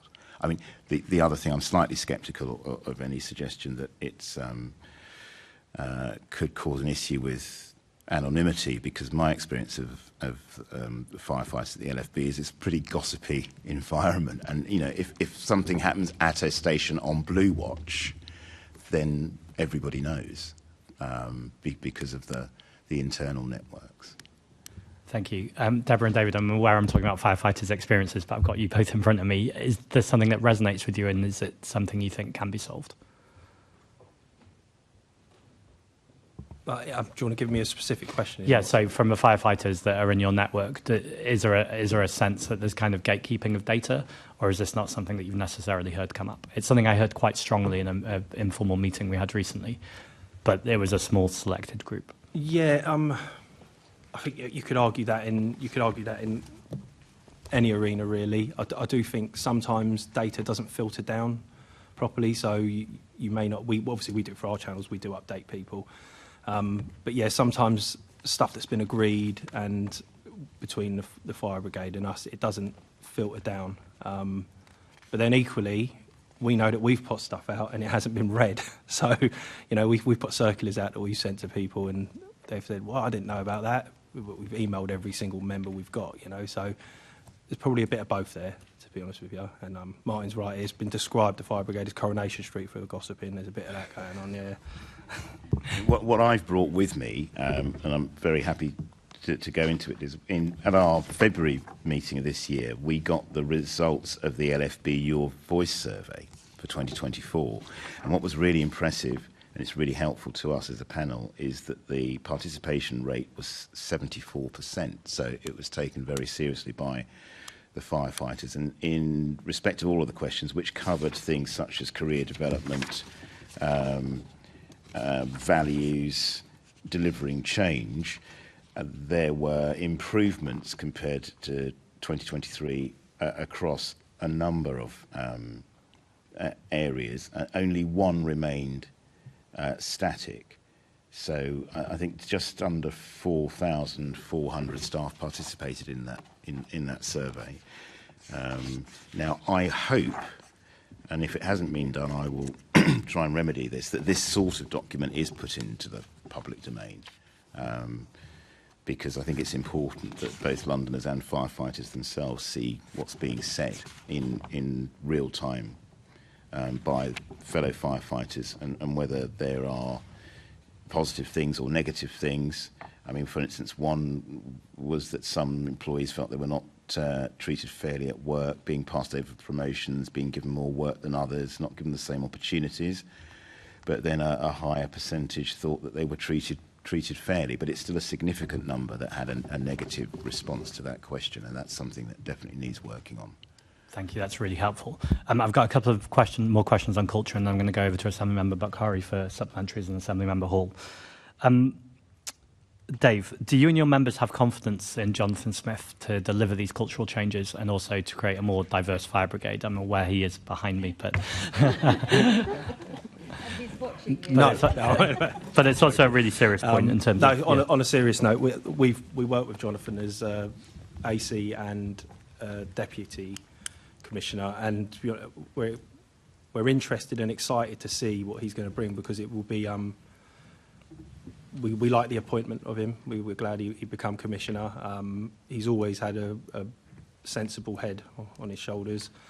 What I would say is, though, with all the demand on him, and there's a lot of it here today because we're asking what he's going to do as a Commissioner, it's going to need funding. There's no way around it. No matter what we do, whether it comes to training, changing culture, anything that needs to move in the service, it requires proper funding. And obviously we get it through City Hall. However, I think there needs to be, and one of the priorities for John as Commissioner, I think, is he actually needs to say to people that I need more resources. I need funding, not just from City Hall. I need it centrally, and I think it's all fire services need the funding centrally. It's something that we've pushed through the spending review as a union, that more money is required. They touched on it earlier, wildfires and flooding. They should be statutory duties. We're doing them. We're doing them all the time. You know, we needed more people at that fire when it happened at Walthamstow. We had members drinking out of hose pipes, you know, from people's gardens because they were working their socks off, basically. Yeah, with all the demand on John, it'd be good to see what he can do, but he's going to need funding no matter what happens. And I'm sure I'll touch on that again later as we move through the panel and talk about other stuff. I imagine the Commissioner might say something similar as well in an hour's time. Deborah, can I ask from your point of view and your members' point of view, if you have confidence in the London Fire Commissioner to deliver a more diverse fire brigade and improve the culture? And from my point of view, I've got no reason not to think he can do it. It's just a case of, it's only just started today, so we need to give him the opportunity to show what he's going to do. Obviously, as long as he keeps the fact that we know it's a slow process to change culture. We've been talking about this for years, so it's not something that's going to change overnight. It's a gradual, and even if you do make a step forward, sometimes you make a step back as well, so you just need to be... So, obviously, I'm just prepared to just see what happens, basically. And I have confidence that he'll try as best he can to carry on the change in the culture. Sounds like a really fair answer. Thank you. And Martin, finally from me for now, what issues has the independent advisory panel you chair been looking at recently? I've got all the agendas which we do put into public domain, but the last meeting we had, we get an update from the Commissioner. I provide an update because I try and get out into the field and see firefighters. We then looked at bullying and harassment and discrimination and what firefighters thought about how that was dealt with, whether it was dealt with effectively or not. Lewis Coakley gave us an update on culture and organisational development, which was really an update on the PSU. And Sally Hopper, whom I've been meeting with every couple of months, who's the new Director of People, came from Hertfordshire, worked with the Hertfordshire Brigades, and I think is a huge asset. We've been talking an awful lot about the skill set that seems to be expected of firefighters. And again, coming back to what David said around things like ill health, reasonable adjustments, I don't think it's fair to burden somebody who's a qualified firefighter with other administrative tasks around discipline and ill health and reasonable adjustments. I think that needs to be something that can be devolved to a specialist service, because there can be issues around ill health which lead to a disciplinary problem, but in fact the root cause is the ill health. And I don't think it's fair to expect somebody at station level to be able to discern between the two. And that's not to criticise them, but they didn't come into the service with that skill set, and if we want them to do it, then they've got to be trained, and they need protected time to do that away from frontline firefighting. So I'd quite like to see a small mobile unit with real dedicated expertise working in those areas. The PSU has had teething problems. I feel that it was announced quickly, it was understaffed, but that's now being remedied. And it set itself some pretty stringent targets. I think it's, answering emails within a working day or two. But one of the things that I think needs to improve is the length of time it's taking to come to a conclusion. It's miserable, and I speak as somebody who acts for doctors facing GMC hearings, just sitting in limbo, as it were, not knowing whether you're going to have a career or not. So I'm very, very anxious that at a kind of triage level from the get-go, people are told there may be disciplinary action, but this is not capable of ever resulting in a dismissal, even if the facts are found proved. So that people can actually, because a lot of people, when they're left in that state of limbo, they go off sick, which is of no use to anybody. It disrupts watches and it disrupts the effectiveness of the service. But I do sometimes feel that people working with the disciplinary process do not realise the mental health impact that being disciplined has on people. And I'm very keen to impress that upon LFB. Thank you. David. Yeah, following on from that, there's also, you may not be aware of this, Martin, but there was, for a long period of time as well, we had an issue with grievances not being heard. So your basic ACAS rights, grievances weren't heard. And in some cases, they just simply needed to be heard. However, it created employment tribunal cases because you've just not abided by basic ACAS. I'm yet to have a report back from my side on how they've been going with their meetings with the PSU, but it's something we raised with them also. It's about the general discipline arena, and Martin's absolutely right. We had people suspended for over a year, nearly 2 years in some cases, where there's and that's just too long for something to be resolved. Grievances, some were not heard at all. A grievance would be put in and it was not heard. I don't know if it's to do with the way the process changed some time ago to you do it online and you post your grievance through an online system, whereas before you would email your line manager and then they'd have it and it would be in the inbox, whereas it's now like a centralised system. I don't know whether that created problems for the London Fire Brigade. They've never actually told us the specific reasons as to why these grievances weren't heard, but yeah, it's definitely a problem, and well, it's a culture change that needs to happen, really, that your basic rights as any employee in any service, your ACAS rights are you have your grievance heard. Thank you. I've got lots of questions about the PSU, but I imagine my colleagues will have them anyway, so I'll hand over to Assemblymember Bakari. Yeah, well, I do have quite a few questions, but I'm going to keep them brief as much as I possibly can. We have just done a report on the culture, basically focusing on the PSU, and Martin, you talked about some of those issues, particularly the time it's taking for a lot of the complaints to go through. And a lot of firefighters that I've talked to have just said that this is just merely a rebranding of what used to happen before. And that's the frustration. They don't see the independence of the PSU. They are frustrated with it. They don't trust the process. So as the independent advisory panel, what advice are you giving back to the Commissioner about that?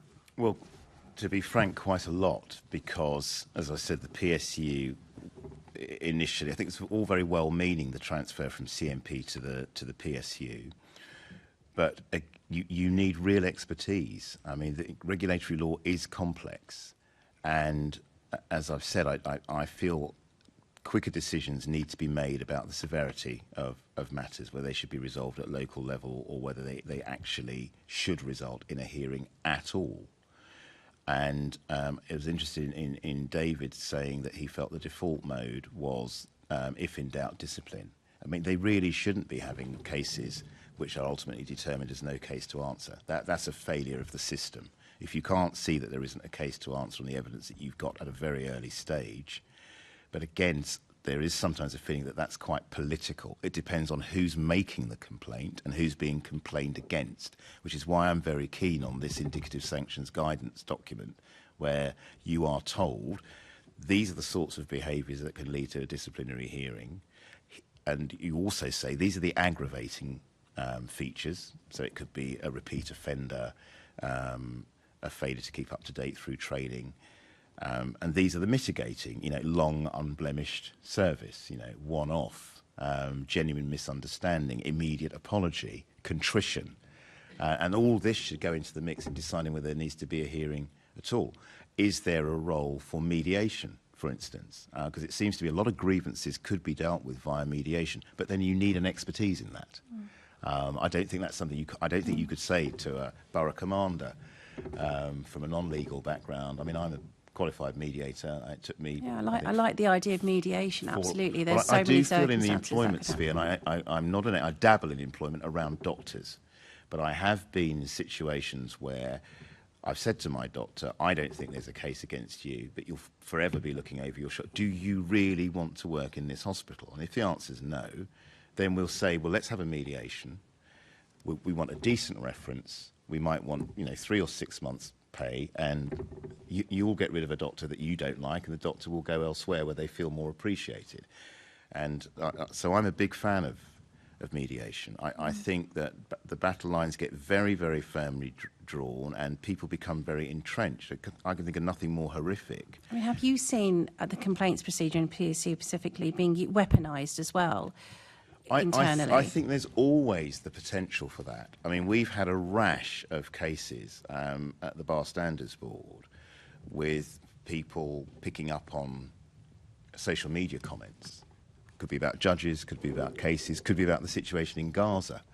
And so there's this tension between freedom of speech and whether or not you're bringing the profession into disrepute. So there definitely are people that would weaponise the grievance procedure. I mean, the Nazir Afzal report, highlighted institutional racism, misogyny and homophobia. And I've asked the question before, has anyone actually been exited for misogyny, homophobia or racism recently? I don't have those figures or details. It's very difficult to get those figures, isn't it? Yes, I would be. I will ask, but I would be surprised. I mean, I'm aware of some cases where there have been real issues around race, and although I'm not part of the process, I would be astonished if the perpetrators did not find themselves losing their employment for that.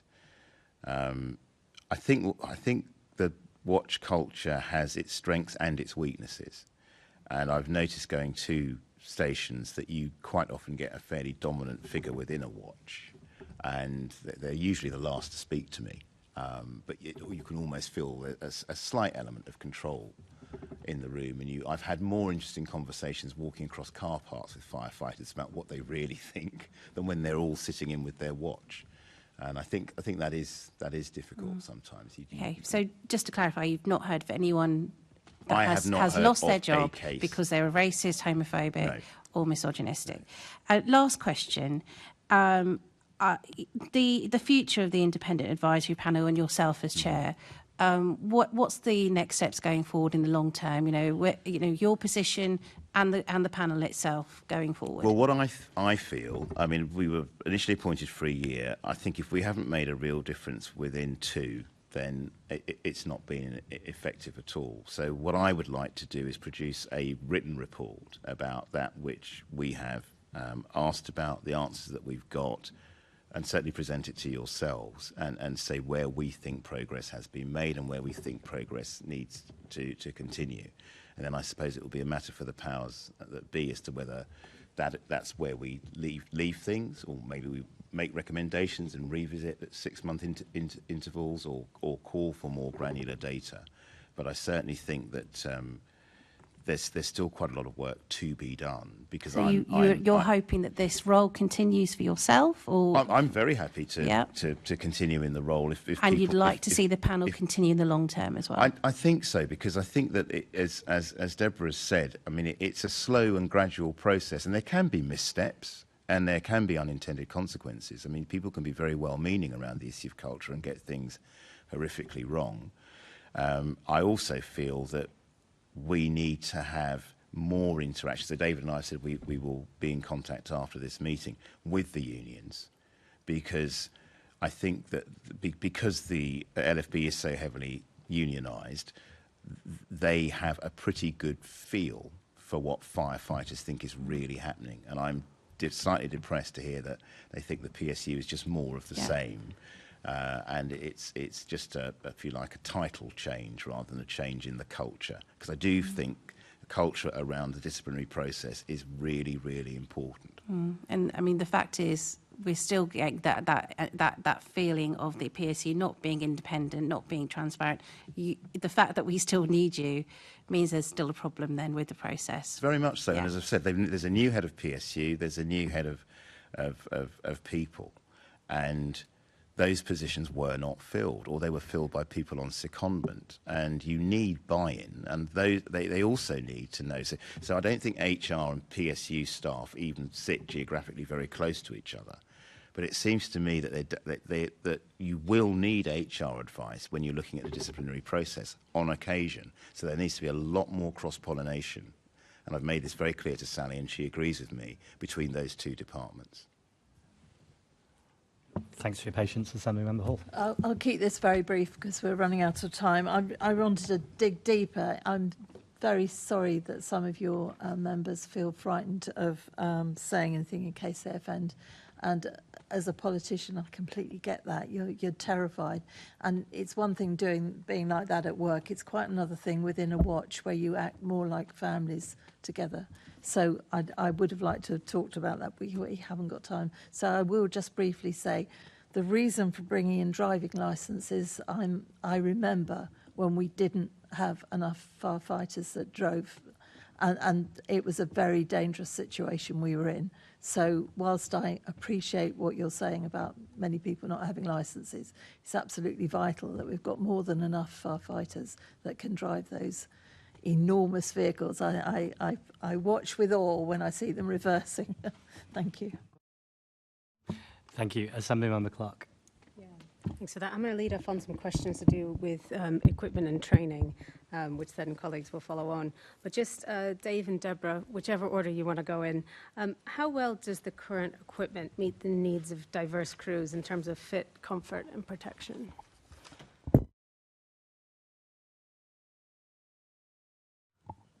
Unfortunately, that's not really my remit because I'm FRS staff. I'm not operational. You're talking about operational equipment? Yes, operational equipment. I'll come to David then. Thanks. This is another massive question. So where do I start? I mean, I could go back to MSA and the absolutely, I'll call it a debacle. Obviously, it wasn't the London Fire Brigade's fault. They bought what they thought was equipment that should do the job.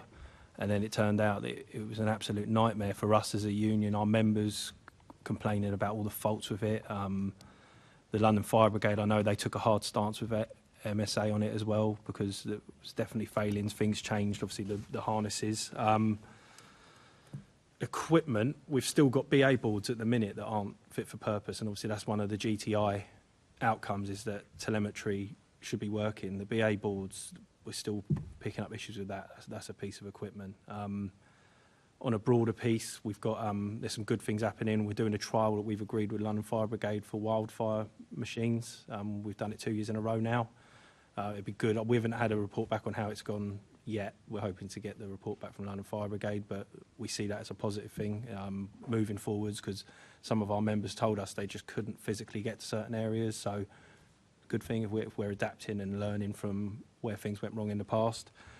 We spoke about it many times. I said it on this committee probably 5-6 years ago about looking at different PPE for lighter PPE for hot weather. We can use them at RTAs, things like that. But again, it comes back to cost. You can have all the best stuff in the world.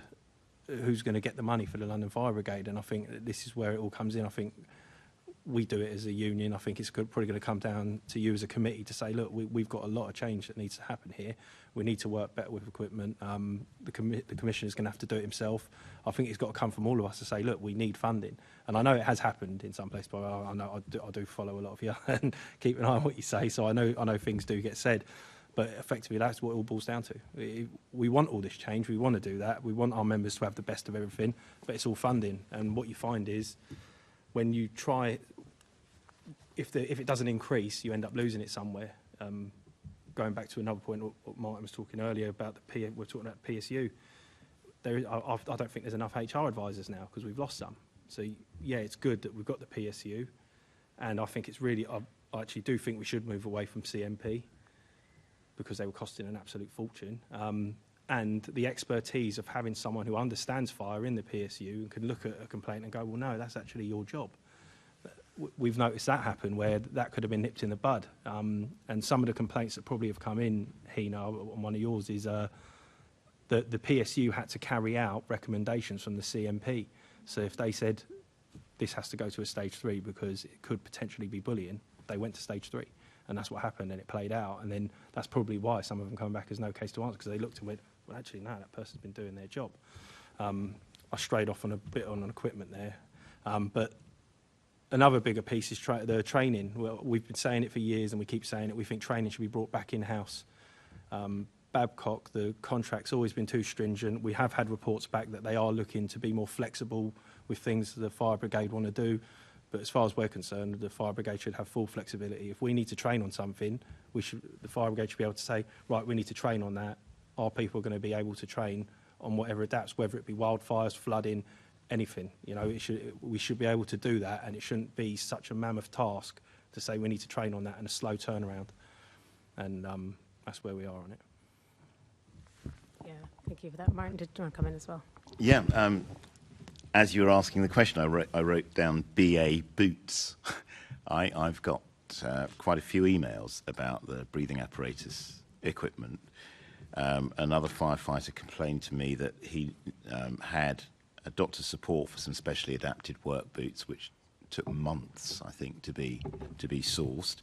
I'd also add into the mix facilities, because I have had people complaining to me about shower facilities, ladies' facilities, because so many of the fire stations were designed when it was an all-male service, broken beds, and this all affects morale. I mean, it may sound a little petty and trivial for me to mention these things, but if you don't feel valued at work, you're not going to give of your best. And if you feel that nobody cares about the fact that your boots are not appropriate, or nobody cares about the fact that the shower's not working, or if somebody's in the shower and somebody flushes the loo, then it scalds you. I mean, these are important things, and it accumulates, I think. And if people are resentful about not feeling appreciated, then it comes out in other ways. They get bad-tempered. Maybe they get bad-tempered with colleagues.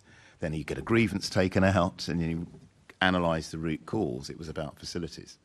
So I think it's, again, I feel that the real source for that information is the unions rather than the administration of LFB. And then the administration needs to listen to these complaints and try and deal with them effectively.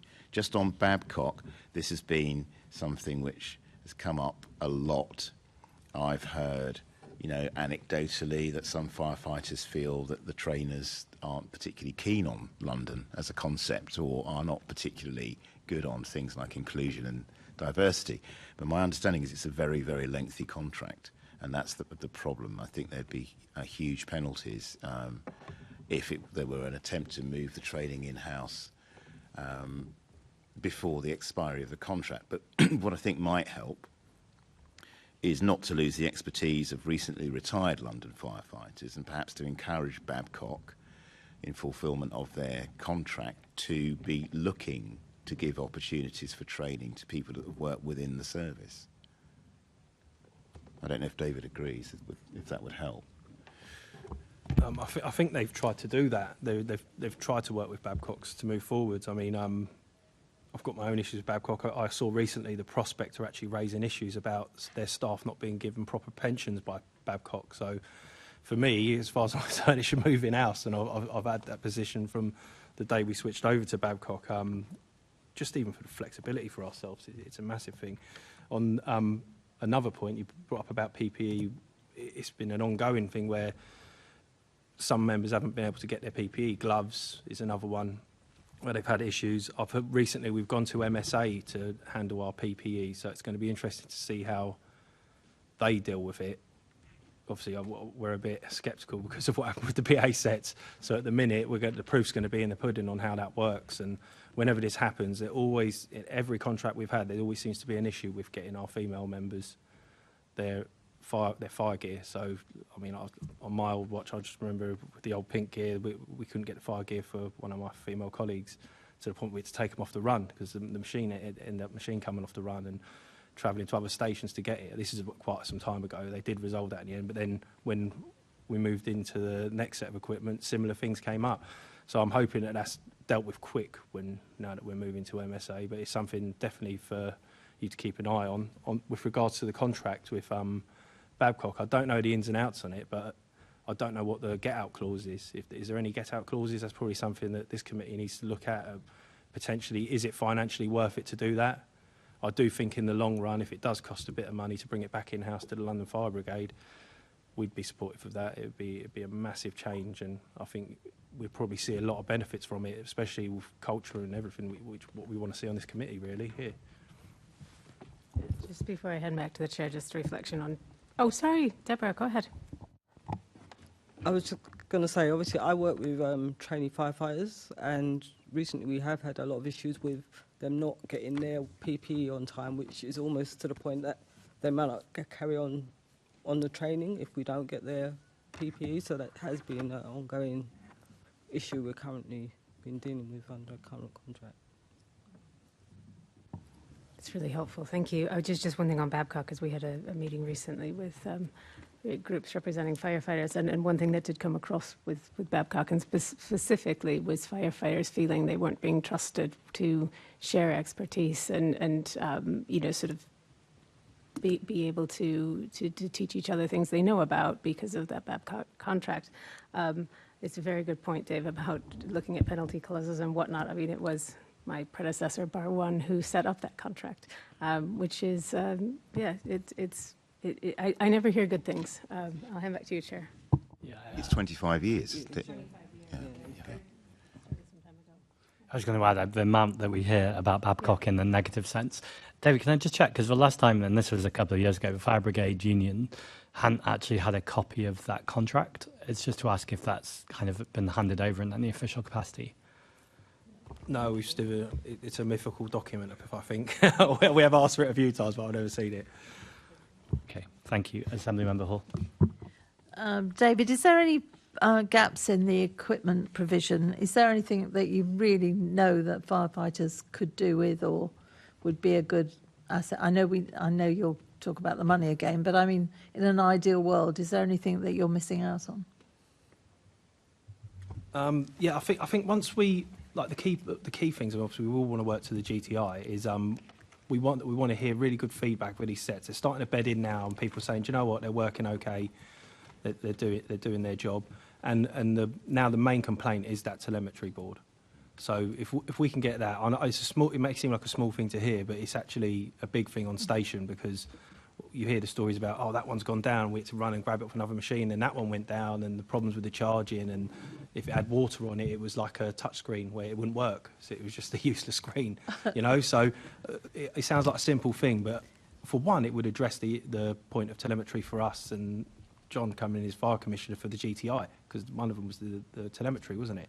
So I think that would be one of the key things to get done now. And the other thing to keep our eye on, because we don't know how they're going to go yet, although hearing from Deborah, I'm not seeming too optimistic about it, is the PPE. Because that's your basic rights as workers, is you want the PPE to be correct. I know that some of my colleagues went to a meeting not long ago where there's already been a small dispute about whether it has fire written on the back. And we remember a long time ago under Ken Livingstone, that was a requirement as him as mayor, that you had to have fire written on the back, and there seems to be a small dispute about that. I don't know what the outcome of it is going to be. From what I've been told is training won't have it, but stations will. I'll have to come back on that one at some point. Yeah. I might have to pick up the outside as well, Susan, if I do more digging. I'm upset to hear that there's still all these problems, because when I did my whole round of all the stations, this was exactly what was coming up, and women were saying that they had none of their equipment fitted them properly, and if you were very tall, there weren't ever trousers that were long enough. I mean, the list went on, and you think, surely that's something that could be sorted out. Well, our commissioner is listening, so let's hope something's done. We heard from Mark Hardingham, who is London Fire Brigade's Operational Assurance Advisor, that, and I'm quoting, there is a clear link between training, organisational culture and operational performance. So how could staff training contribute to embedding shared values and behaviours that enhance teamwork, safety and service delivery? David.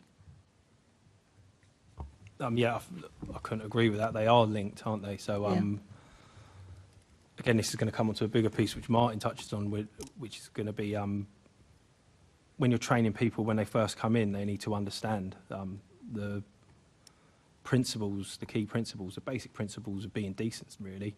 I've always tried to take a basic approach of it, is when anyone wants to come to work, all they want is to be treated decent, to go home happy and have working equipment.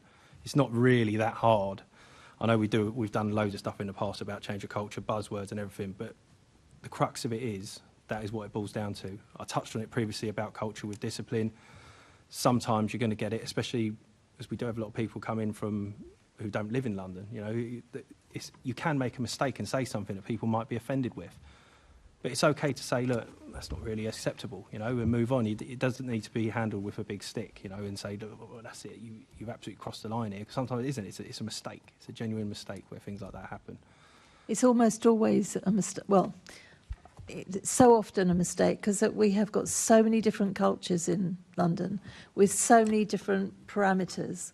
And I do think in general people don't mean to be offensive, but sometimes people take offence, and that must be so difficult in the watch environment, because you're together over such a period of time through meals and all the rest of it. But I'm glad you're teaching that at the beginning, because if you find people that clearly want to be offensive, they're the ones that have got to be rooted out. And I agree with you. If you can say to somebody that actually could be taken the wrong way, you can't say that. It's a much better way of dealing with it, as Martin said earlier. Yeah. Deborah, I'm mindful of the fact you haven't said much. Do you want to comment on that last question?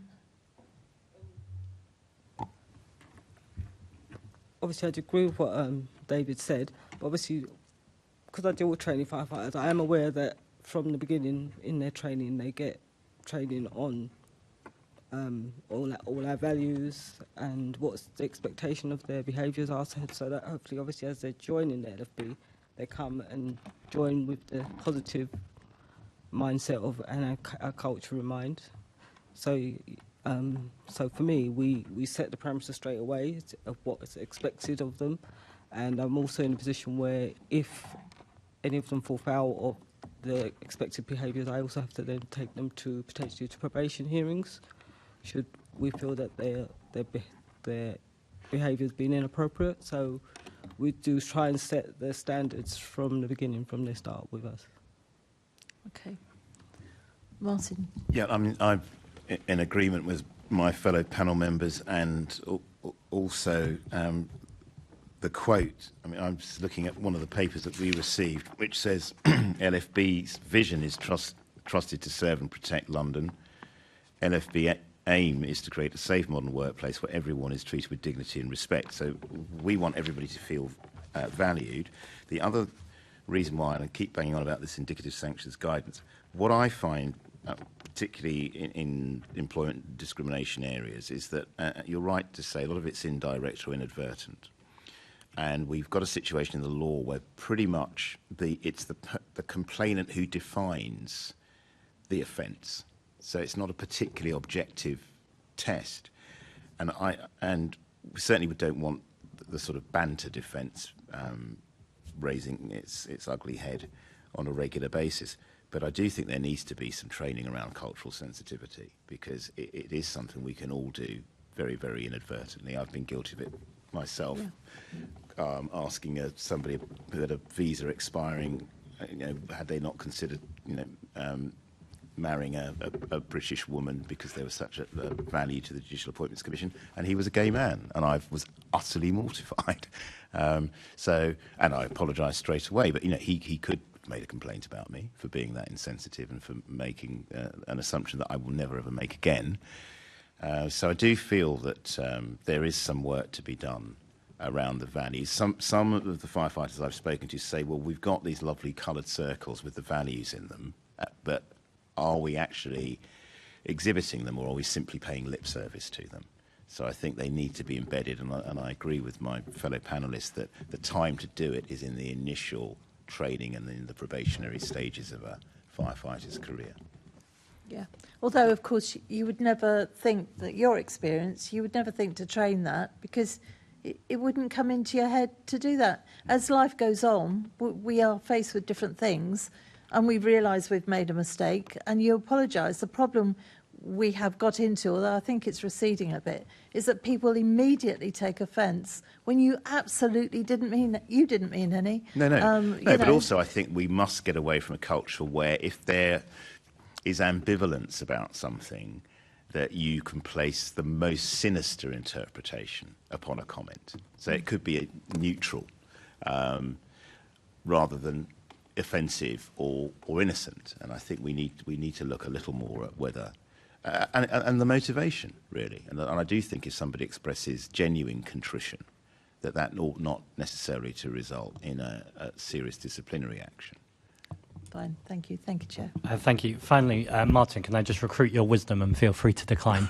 The Babcock contract. So if I ask the Commissioner in about 10 minutes' time if that can be shared with the Fire Brigade Union, I imagine the answer will be something around commercial interests or sensitivity.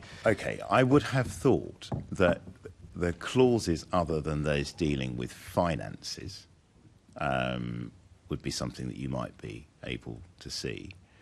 But it's probably sensible for the LFB to get some independent advice around commercial sensitivity. But if there is a penalty clause, I'd expect it to be a multiple of the annual value of the contract, which again I suspect is index linked. I've not got into the funding of that, and maybe I should have done. And if you want it to come within our remit, then very, very happy to look at that. But I'm a little disappointed that David says that he doesn't think that the recruitment of recently retired firefighters who've got decades sometimes of experience into the training role is happening, because I would have thought that should be your first port of call. They know London, they know LFB.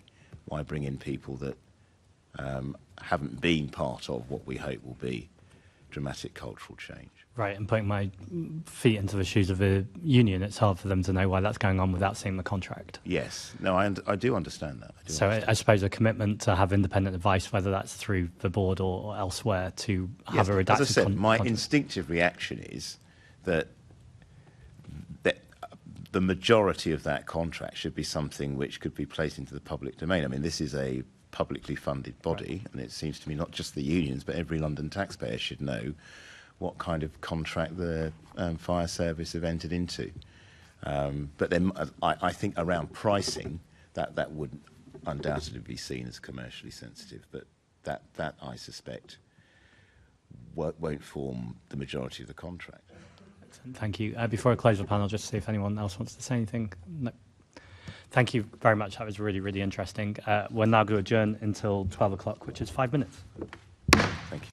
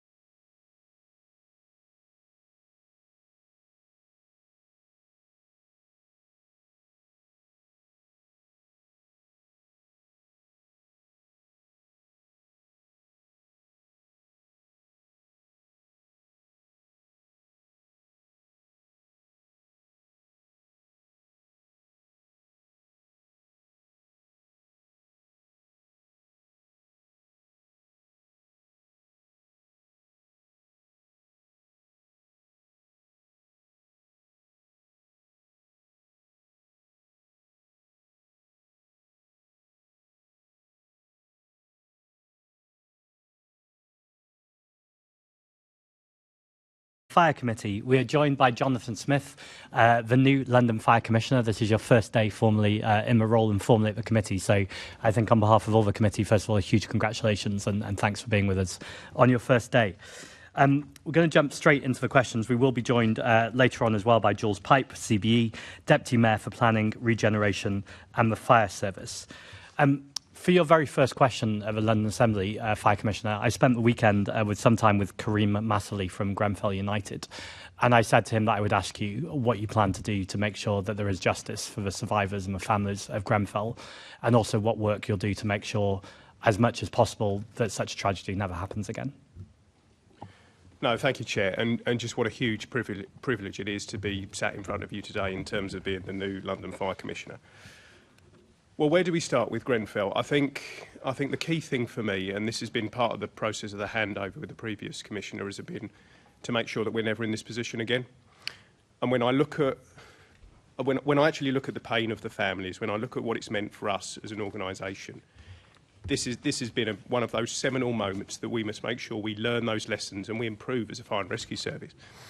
So I think for me, as the new London Fire Commissioner, it's about being the best fire and rescue service in the UK.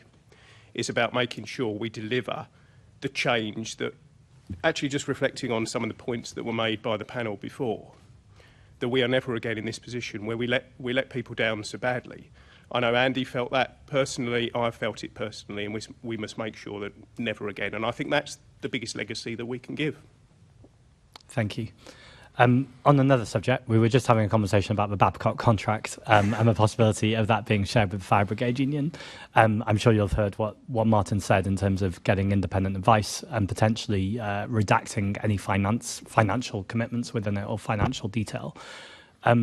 Would you be able to commit to at least getting that independent advice and sharing that with the Fire Brigade Union? I think I absolutely make that commitment. I think the issue around training is going to be one of the issues that really is going to be fundamental in terms of how we take the organisation forward. I know that the built environment that we're dealing with is more complicated now than it's ever been before. It was really interesting listening to the panel before around the challenges that we face as an organisation, and the only way we're going to address that is through what our training offer looks like. Now, as far as the Babcock contract is concerned, I think one of the things we've fallen foul of in the past is not being an intelligent client.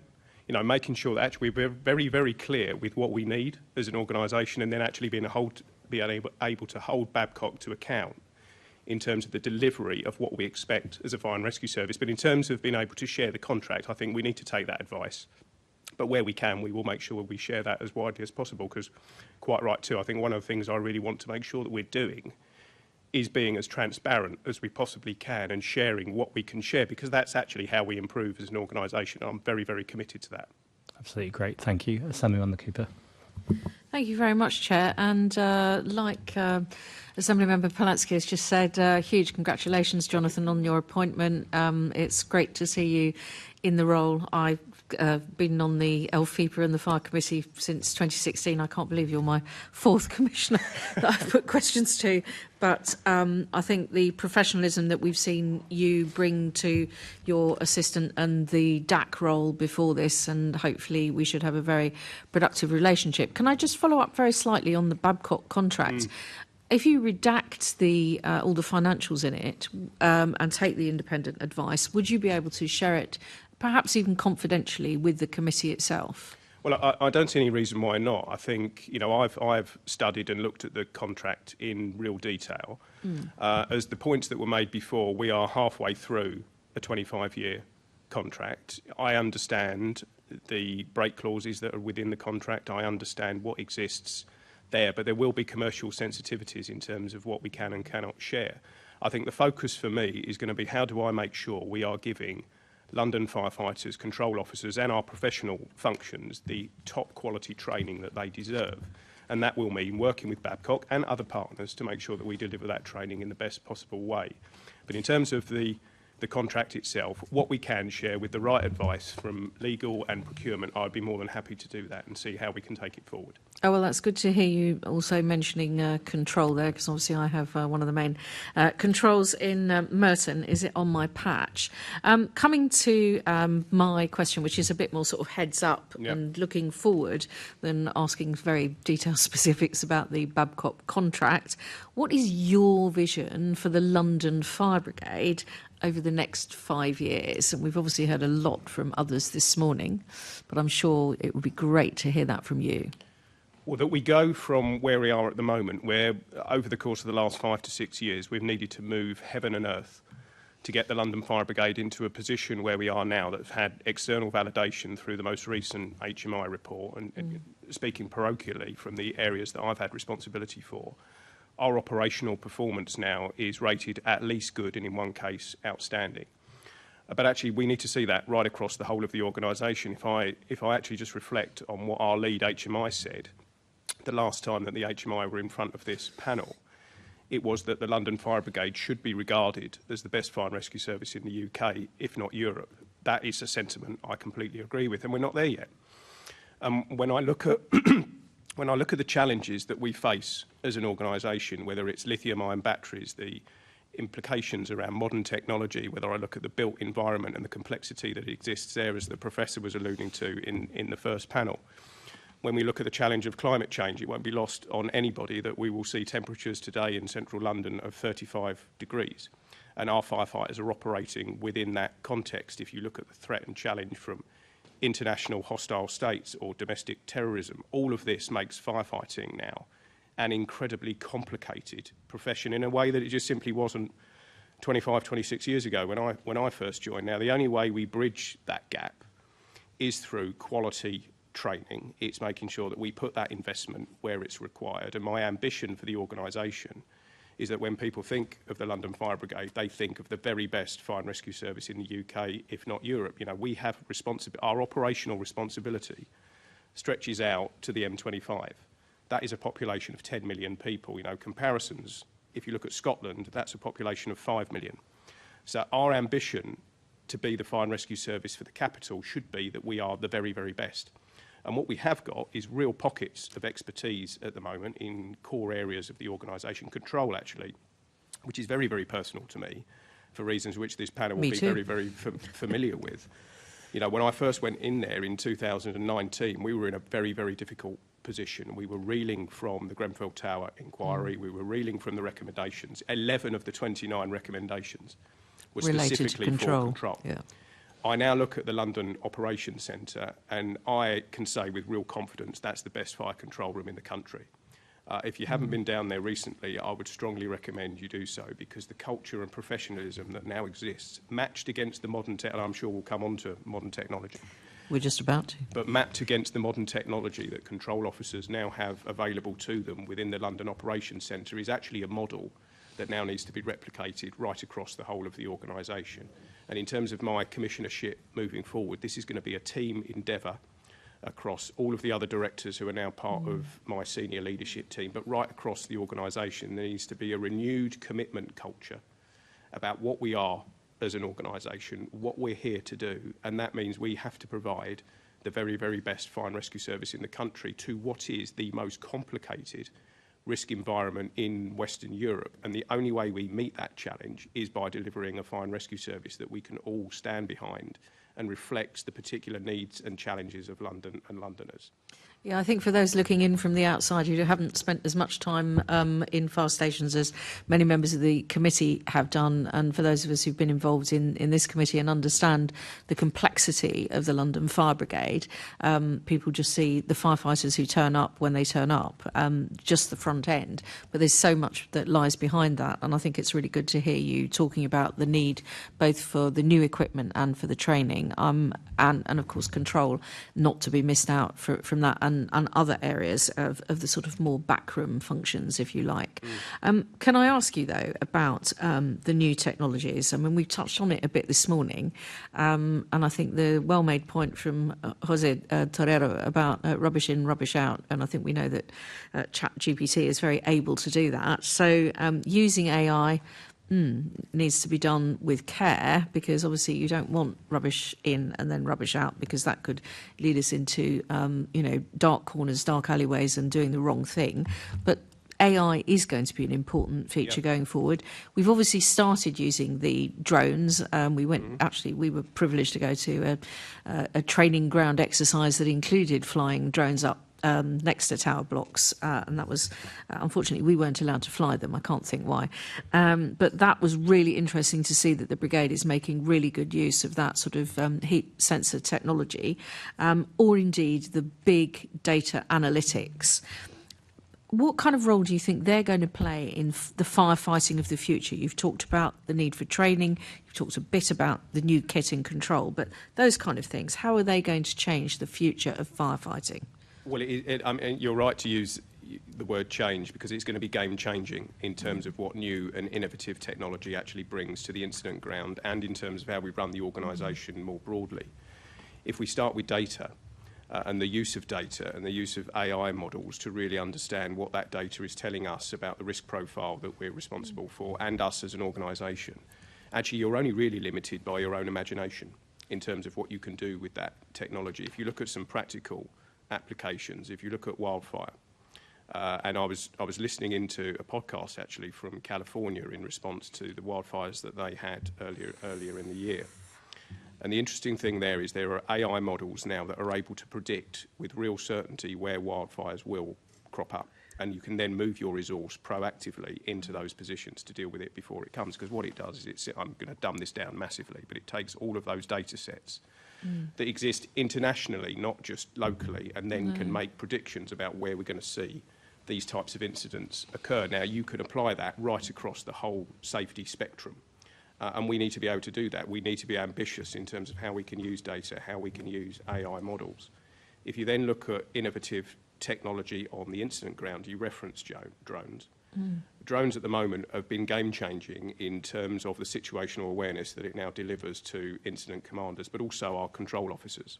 And you all know, Assemblymember Cooper, that we can now beam live images back into the control room, but also not just into the control room, actually onto senior officer phones. We can see live footage of incidents as they're occurring, so that our shared situational awareness is in a position that it simply wasn't even 2 or 3 years ago. No. If you look at what new firefighting media is going to be able to deliver, when we're looking at the challenges around lithium-ion batteries and how we can use things like Cobra cold cut technology, which exists, all of these things, we need to make sure that we invest in the research and development, and we'll need to do that nationally. We'll need to do that as a sector through the National Fire Chiefs Council. And we can see, if you look internationally, if you look at areas like Singapore or Dubai or in China, they are doing some really, really interesting things, particularly around the use of drones, for high-rise firefighting, how you can use drone technology and AI to map buildings. I think that's something that we really want to see, how we can make better use of that. So actually when you step onto a command unit and you're looking at a building in front of you that's on fire, if you've got a 3D image of what that building is, actually the layout, the internal layout of that building, it means your operational planning can be far more intelligent than it's ever been before. If you look at smart buildings, they'll even be able to tell you where people are, and you'll be able to map that. Now, that type of technology is something we need to really get behind, work with colleagues in the National Fire Chiefs Council, because some of this will be expensive, some of this will require real high-level research and development, and we need the support of academia in order to get there. But what it can mean for modern firefighting in a complicated global city like London is enormous, and I think we need to realise that potential, and that will be a key focus for us as an organisation. It's really interesting that you pick out Singapore, Dubai and China, because obviously they've got so many large cities of the same size as London in China, and obviously Singapore and Dubai are pretty large, but they've also got lots of tall buildings, haven't they? They have. So, and you're talking about the development of the technology that's going to help us fight potentially, I don't want to say this, but I am going to say it anyway, the fire of the future. Although when we look at fire, it looks as though it behaves unpredictably. Actually, it does behave quite predictably, and certainly to people such as yourself who've got that experience and others in the brigade. So it's learning how to predict what it's going to do in these taller buildings in that kind of environment, but then also having the tools to know the best way to deal with it. That's exactly right, and it's not just how they behave in the buildings themselves, it's what the fire loading in those buildings are, it's what is the impact of EV technology. If you've got electrical cars in a sub-basement in a high-rise building, how do we deal with that to make sure that we are being able to deal with the fire itself but also safely evacuate people from that building? It's real, and what we need to do is upstream. So that is working with the building safety regulator, it's working with the construction industry, it's working with key stakeholders. It was one of the points that was made in one of the earlier panels, that we don't hold all the answers as a sector, as a fire and rescue service. We absolutely don't, and we will need to reach out where that expertise exists, because this is going to be a team approach in terms of how we deal with these issues moving forward. But the potential and the optimism that I've got in terms of where we can move the organisation to and where we should be as the Fire and Rescue Service for the UK's capital is that we are fully taking advantage of what new and emerging technology actually offers to us as an organisation. Yes, there's always the caveats that you cannot take away from the human factor.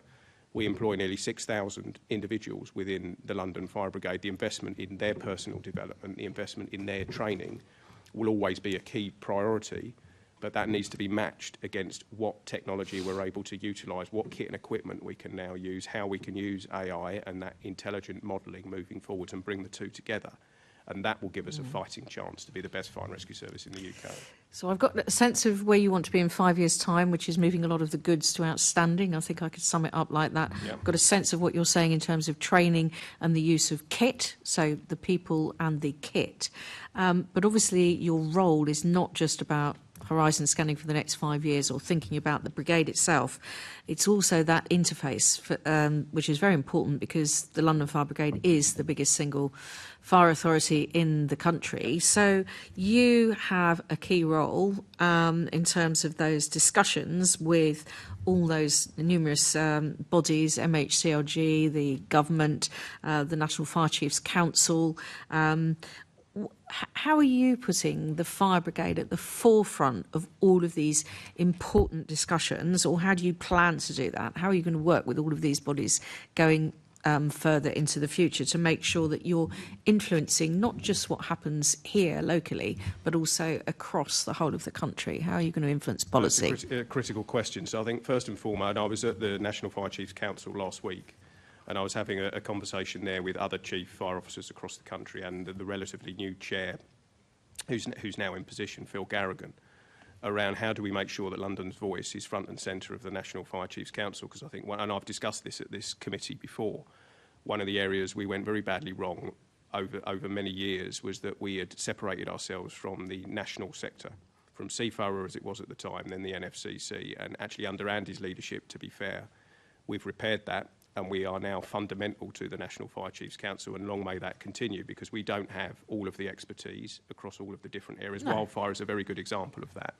You know, our wildfire provision that Dave was referencing earlier on, that's come from direct learning from Northumberland Fire and Rescue Service, who've got a long history of understanding wildfire.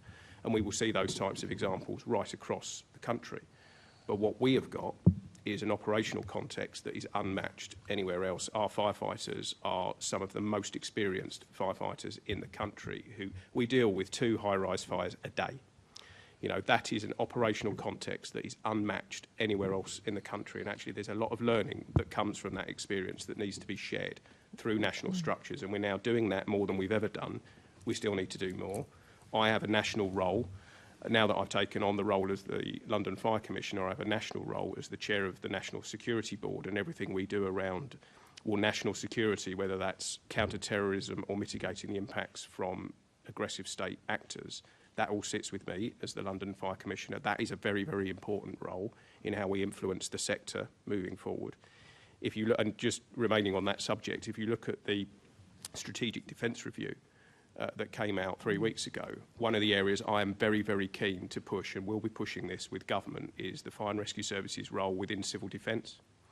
Because if you look at civil defence and what we are able to offer as a sector in terms of well-trained, well-equipped, professional emergency service workers who are able to deploy in very quick order, no matter what the circumstance, whether it's dealing with flooding, wildfire, a pandemic, or whatever the particular threat to our civil defence is, we've got a huge role to play there. After the rising of this meeting, I'm off to Marsham Street to meet with the Fire Minister to discuss a number of these key points, because I do think there's something for us as a sector to step up. We know the challenges that the government faces. We know the challenges that the country faces moving forward, and fire needs to be front and centre of all of that. And we need to be in these conversations, both in terms of us as a sector, but also specifically the London Fire Brigade. 70% of the building stock that sits within the remit of the BSR sits within the M25.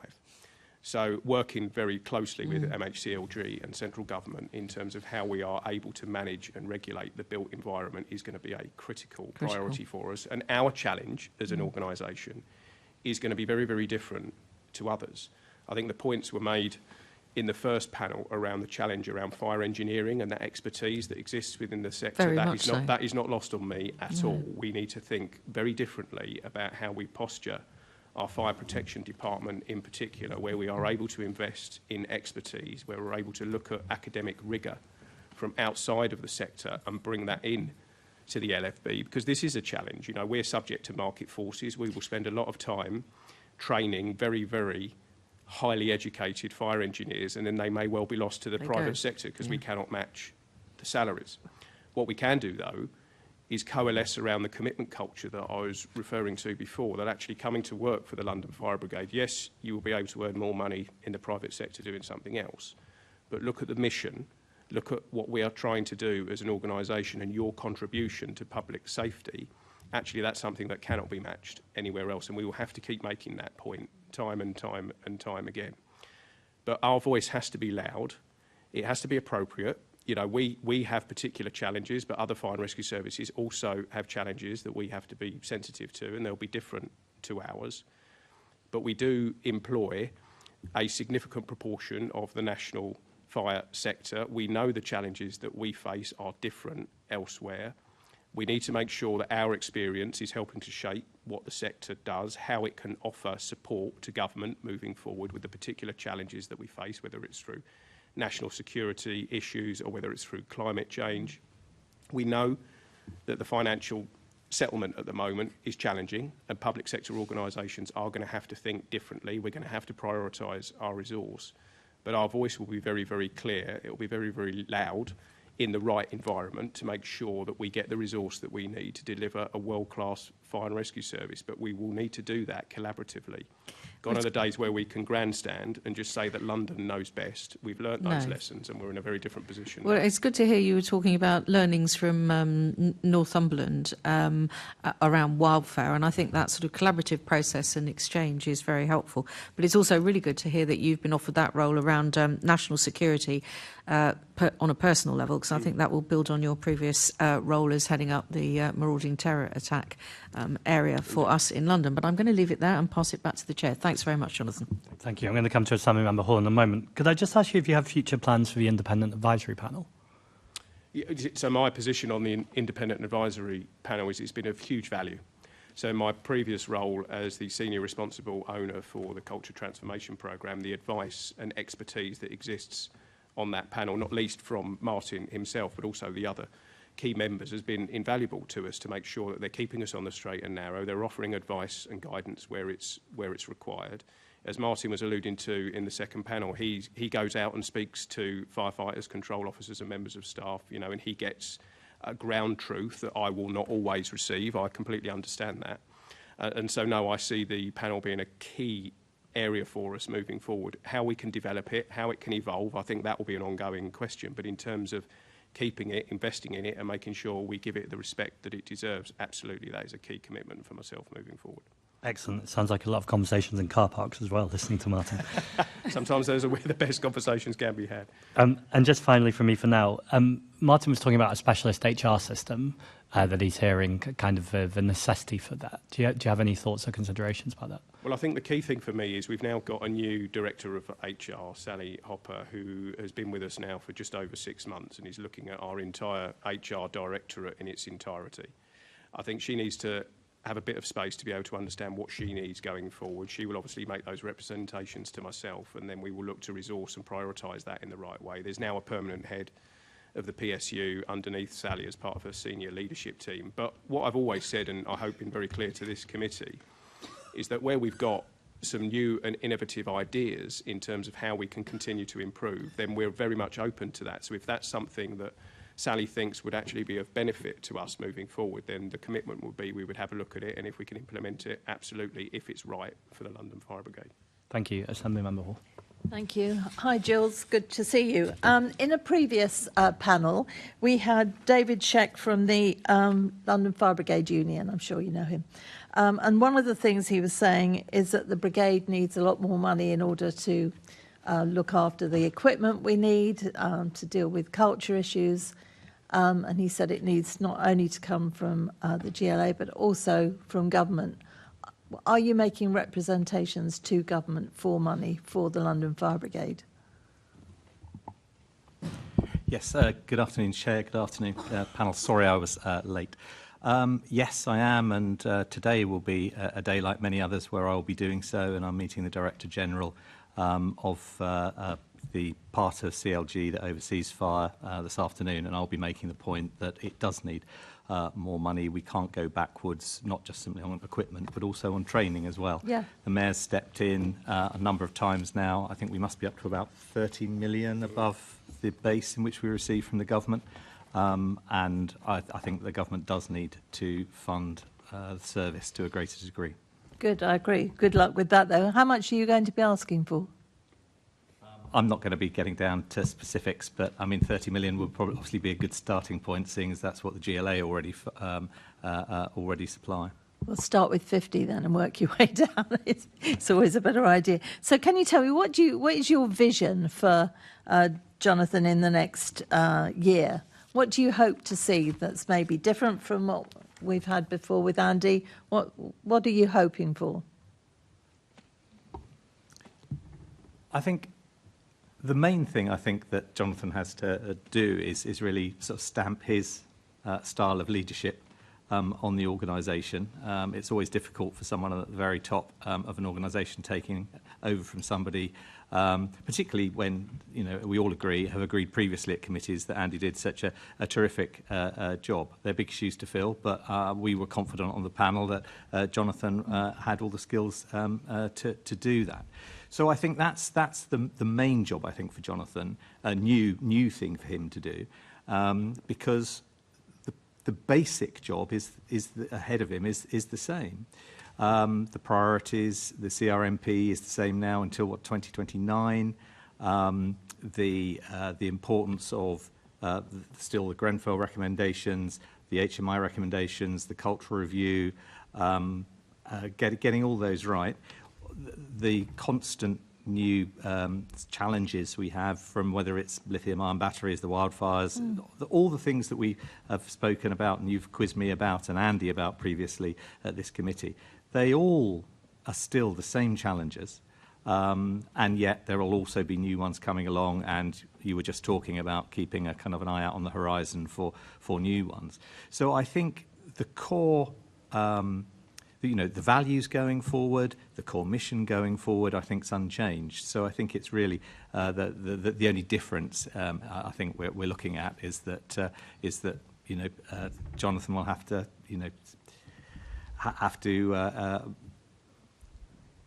it's his taking on his taking on of the new role and the wider remit of the Commissioner from his previous deputy position. Yeah, I think the good news, though, Jonathan, is the fact I've not met anybody that doesn't think that you're more than capable of doing this role, and very happy that you're in it, and that I can speak for myself there. The only thing I will say to you, and I'd be grateful, if people are suspended, if people are waiting for some sort of judgment on whether they've done something wrong or not, and people from the other side, can we please speed that up? Because when people are waiting for verdicts on when they're guilty or not, it's a terrible time for them and their family, and for the people that have put in a claim or whatever. So please, that is the one thing I really wish we could speed up. Thank you. I think the only other thing I'd add, it's not so much vision, but I think on priorities, I think the move of the former Commissioner to the Building Safety Regulator and the changes the government's making for the Building Safety Regulator, I think gives us an interesting opportunity that we didn't have before to try and be more joined up on safety across the built environment. So that's probably obviously the brigade were working very closely with many in government before that point, but I think that new connection being made with the building safety regulator rather than it being just a kind of a child of the HSE, I think could be really valuable.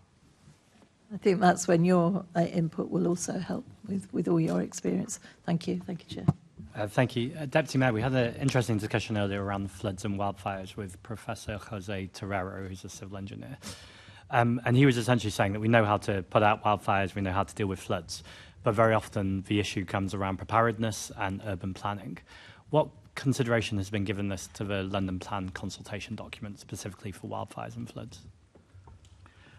I haven't seen the consultation yet. It's being collated, so it's only just closed last Sunday, and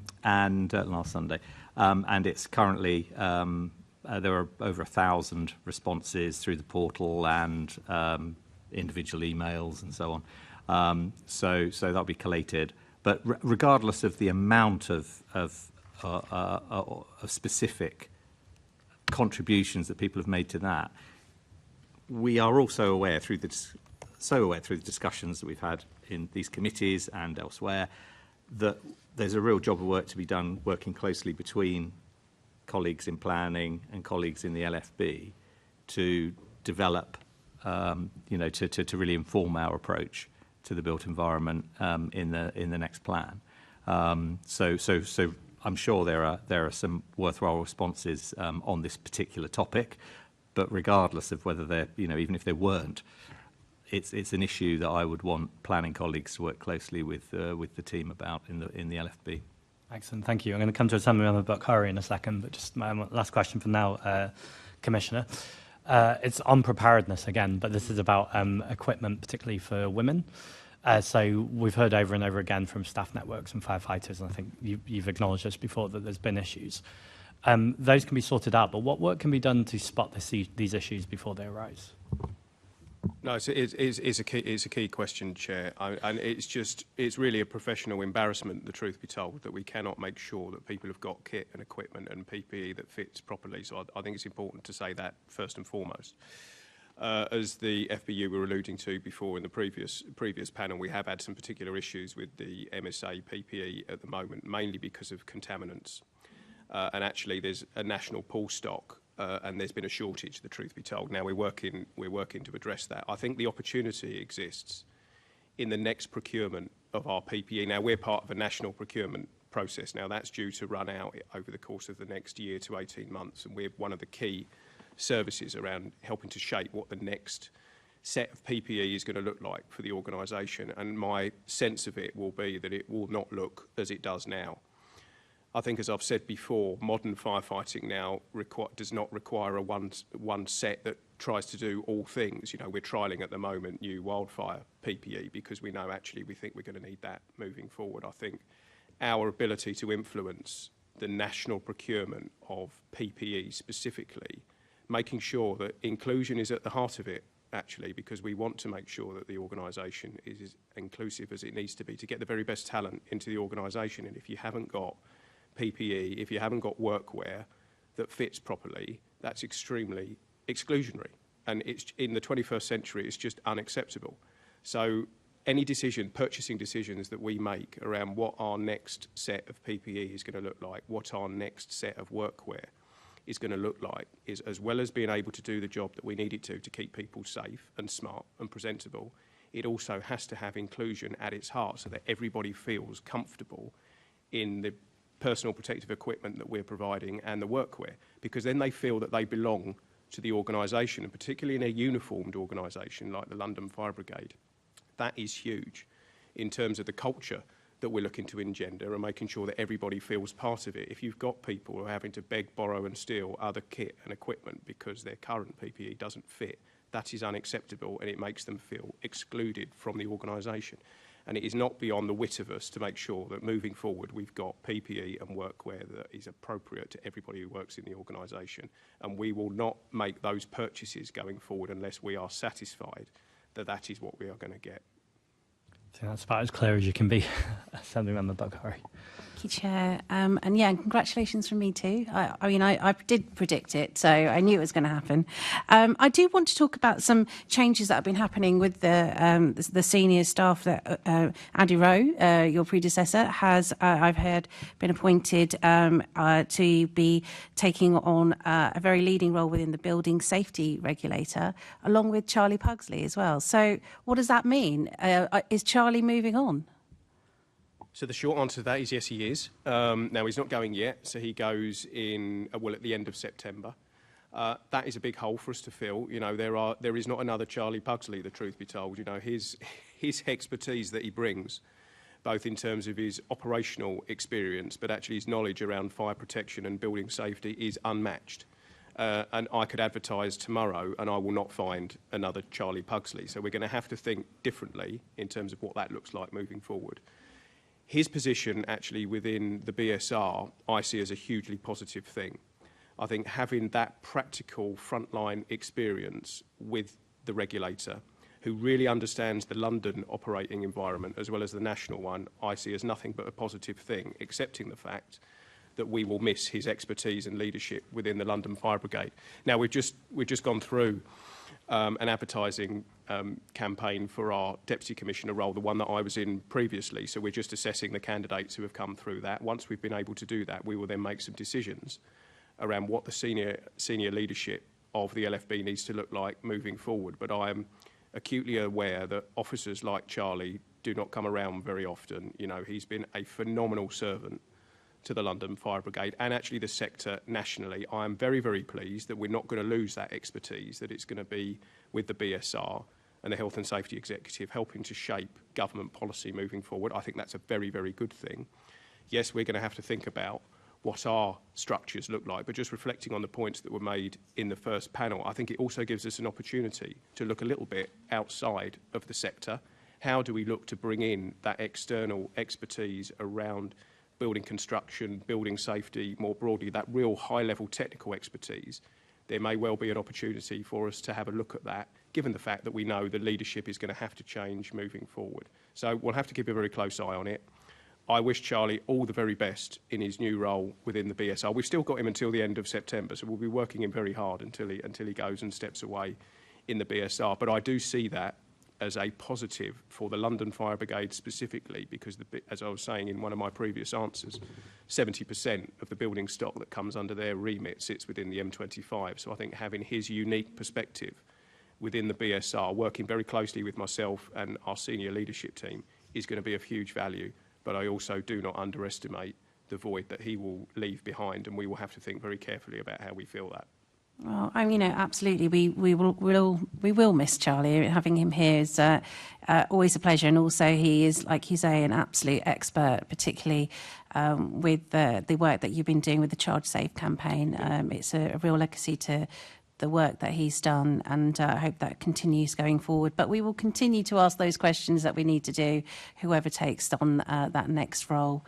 I do want to talk about our committee report that we did, the Action and Ambition, purposely named Action and Ambition.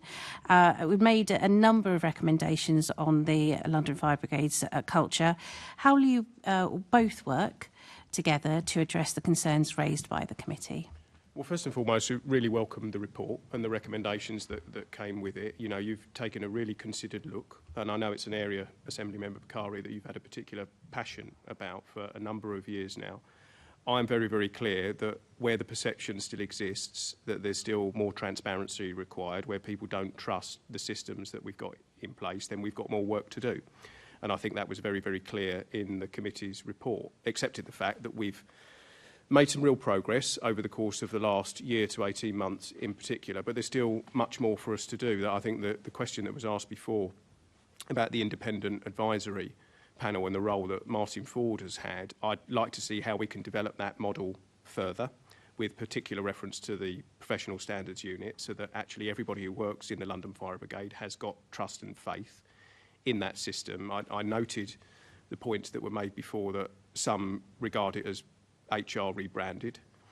That's something, if that's the perception, then we've got to do something about it. You know, perception becomes reality, even though, you know, I've got confidence in where we're now moving the PSU. I think having a permanent head of the PSU now under Sally's leadership, I think is a very positive thing. That gives us stability upon which to build. I think I'm very keen to continue to work with this committee, with all other interested parties to help us, keep us on the straight and narrow as an organisation. You know, I've never shied away from accepting the fact that we've still got an awful lot more work to do. Yes, we have made progress over the last 5 to 6 years, but culture change is challenging. It's never done. It's not a linear process. We don't go from a position where actually what came out of the culture review told us a picture or painted a picture of the organisation that was very, very difficult to receive. And yes, we've made progress. Yes, we've been lifted out of engage measures. Yes, the HMI have come in and had a look and have seen progress, but I also know there's an awful lot more for us to do. And if people are still not having the experience within the London Fire Brigade that I would want them to have, then we've got to do something about it. Because, I think the point in one of the other panels before was around our operational competence and how we deliver our services is completely linked to the culture of the organisation. They are two sides of the same coin. We need to make sure the best and brightest talent that exists within the organisation is able to flourish and is able to come forward. There are particular challenges with the PSU and making sure we resource that properly to make sure it's got the structure it needs. And I think there is still a question, which I know that you've been very clear about, Assembly Member Bakari, around how we engender that trust and independence in what it does. And I think there are options. I think the model of the Culture Advisory Panel, as I put in my response back to the report, I think offers an option. I'm very keen to explore that, but we need to make sure we get it right. We need to make sure it's right for the London Fire Brigade. And we need to make sure that all of our key stakeholders, whether it's the trade unions or everyone who works in the London Fire Brigade, has got confidence in what it is we want to do moving forward. Good to hear. But we very much welcome the report. Good to hear. Good words. Now we need the action. I completely agree. Jules, do you have anything to say on the report? I can't really add much other than to endorse entirely what John said. I mean, it is a long-term process, and it's one that we will be. I fully expect progress to be made over, the coming years, but I fully expect us to still be coming back to it every fire committee, because the progress, sadly, will always be incremental. On the stats, there are the kind of stats that don't go from 22% to 35% in 1 year. It's gradual, but we've got to keep on making sure, being held to account, that it's going in the right direction the whole time, and action is being taken always to apply pressure to push it in the right direction. And Jules, we've talked about funding, but I also mentioned this with Jonathan at the confirmation hearing, and his commitment was that there would still be a focus on EDI and that particular area of funding. Is that something you can commit to as well? Yes, yeah, absolutely. Brilliant. Well, that's a good, clear answer, because that is something that is of concern. There are many equality support groups across the London Fire Brigade, and many of them are run by volunteers, in their own time. How are you going to be able to support those groups going forward with resourcing and making sure that they feel like they've got a job for the long term as well? Because it's a pretty difficult challenge for these specific support groups, for women, for black firefighters, for the LGBT community. Jonathan, have you had any thoughts on that particular area? I absolutely have, and it's a key question for me, because I think historically we've relied too much on the ESGs to do the heavy lifting in the organisation, and actually that's not their role. Their role is to be the network, it is to be the conscience for us as an organisation, but the responsibility corporately to deliver the inclusive workplace that we should have sits with us, sits with me as the London Fire Commissioner, and sits with us as an organisation. So we need to make sure that the ESGs are supported, that they have got the resource they need, because those networks are really, really important. And I was in a meeting yesterday with the chair of BEAM within the FBU, and what I was saying to Cornel was that where I really want us to get to is to be much more strategic in terms of how we take this forward, because we spend a lot of time going through very difficult individual cases. But if we really want to shift the dial within the organisation, we've got to take a much more strategic approach in terms of making sure that everybody who joins this organisation is able to flourish in the workplace. So I think the ESGs are critical to that. They provide that lived experience that we simply do not, or I certainly personally do not have, which is of huge value. But I think where we've put too much burden on them in the past for them to do the heavy lifting, where actually that is for the organisation to do. So I've had this conversation with Sally around how we make sure that our functions within HR are, yes, giving the support that we need for the networks to flourish, because that's very, very important. But actually, the real heavy lifting that needs to be done within the culture of the organisation is a corporate responsibility and is not on individual ESGs. And I think we've been guilty of that in the past, the truth be told. And you did mention the PSU, and I it was me who said that. You know, a lot of firefighters were calling it a rebranding of what's happened before, and I'm glad to hear that you've taken on board, you know, that need for change in the recommendations from the report. But it's not just things that are happening that the PSU hear about. It's usually at the very end. What the PSU are going to deal with are things that are very, very serious. What I'm also concerned about, those smaller transgressions, those microaggressions that are happening within the watch culture. And unfortunately, it's not good enough just to say it was just a joke, it was a banter, I didn't know it was racist. That's not good enough. And there has been a Pacific rise in certain areas of racism. You and I first met at East London Mosque. We talked about the need for better engagement with the Muslim community. I know that a number of you went to the East London Mosque and learnt about Islamophobia, but we haven't seen any specific training across the London Fire Brigade on Islamophobia. We've had Muslim firefighters who've had pork thrown at them and put in their food and put into their locker. We've had Muslim firefighters called the N-word. We've had firefighters called the P-word. I'm not going to say all the words because they're really horrific. And none of the people who've had those experiences have ever really seen any justice between, you know, for them and the people who perpetrated those incidents. What do we need to do? Islamophobia training is necessary, is it not? Well, I think training more broadly is a key theme that we're going to come back to time and time again. We did roll out, in response to your question, Assembly Member Bakari, we did roll out a whole series of inclusivity training to senior leaders in the aftermath of the Culture Review. We also rolled out a series of leadership packages. It needs to go into the middle management. It needs to go further. So I completely agree with you. Yeah, I mean, the watch culture, you know, your mates are in the senior leadership team aren't going to be there, are they, when people are having their banter and their fun? No, I agree, and it comes down to local leadership at the most junior level. Now, I've said to this committee before, I think moving forward, we have got to invest in our senior watch leadership, so the station officers, the sub-officers, because they are there with the watches at 3 o'clock in the morning. They know their individual watches far better than I ever can. I always say this to the Station Officers Forum, which we've now established, which is an event that we run every year, because we do know that that's where we have to put our shoulders to the wheel in terms of really driving through the changes in watch culture that we want to see. It's about that leadership at that level. And I always say to them, actually, the influence you have over your watch, over the firefighters that you're working with, is far more than anything I could ever have, both as the Deputy Commissioner in my previous role and now as the London Fire Commissioner. Investment in that leadership, that actually the challenge back to them is, can you be assured that everybody who's coming to work on your watch feels safe and secure in the workplace? I always talk to people about the mirror test. Can you go home and look yourself in the mirror and really know that you've done everything you can whilst you've been at work to make sure that your staff feel safe and protected, not just on the incident ground, but when they're back on the fire station and they feel genuinely part of that watch? Because it's always been a paradox that one of the things that makes the Fire and Rescue Service what it is that watch culture. It is that togetherness, the fact that you do at times have to rely on that person stood next to you to save your life, potentially, depending on the scenario. That is something that private sector organisations would pay a fortune for that type of cohesiveness. Paradoxically, what can be very, very cohesive can also be very exclusionary if you are not part of that structure. And that is the challenge back to us as a sector and as the London Fire Brigade specifically, and that comes down to leadership, because we need diversity of opinion, we need diversity of thought, we need diversity full stop, because then we make better decisions, we're better firefighters, we're better officers, we're better control officers, and we're better professionals.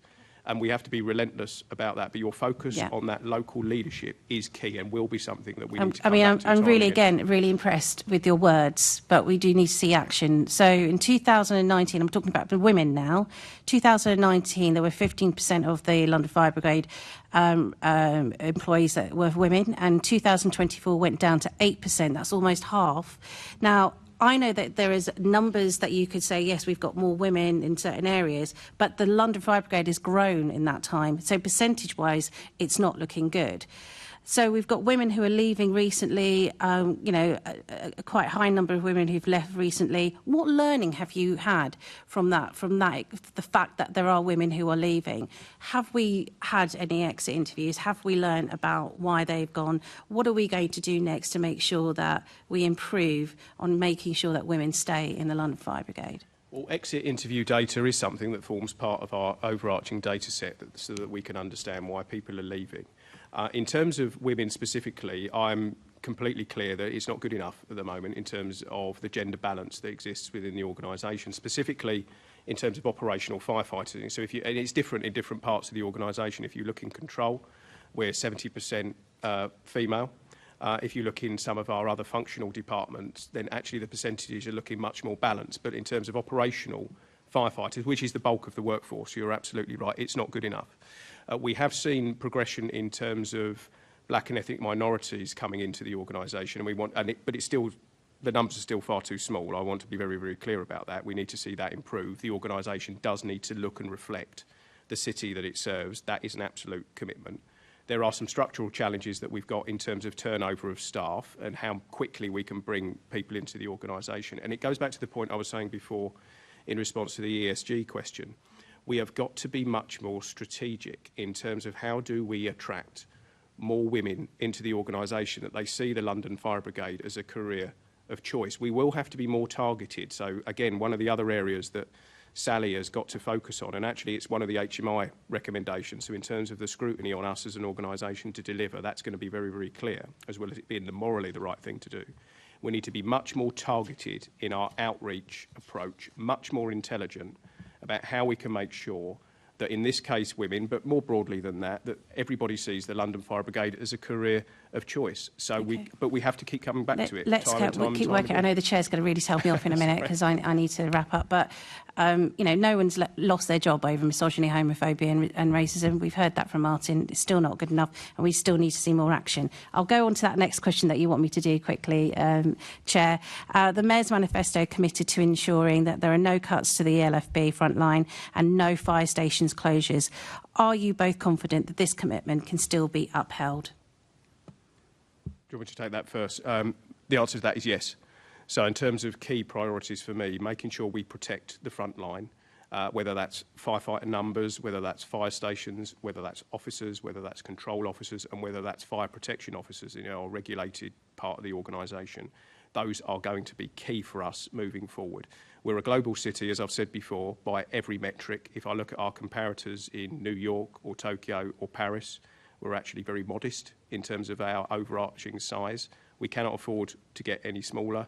I will be looking to put more investment into the front line because the challenges we face both this year and over the course of the next 5 to 10 to 15 years are significant, and we have to make sure the decisions we are taking now protect the front line, which is why we've made the decisions that we've made around some of the budget pressures that we've felt this year in order to protect the front line. To be fair to the Mayor and the GLA more broadly, they've been right behind us in that endeavour. That will continue. That will be my professional advice as the London Fire Commissioner, that we simply cannot afford to see less firefighters, less fire stations, less control officers, less fire protection staff because of the challenge we face as an emergency service in a genuinely global city.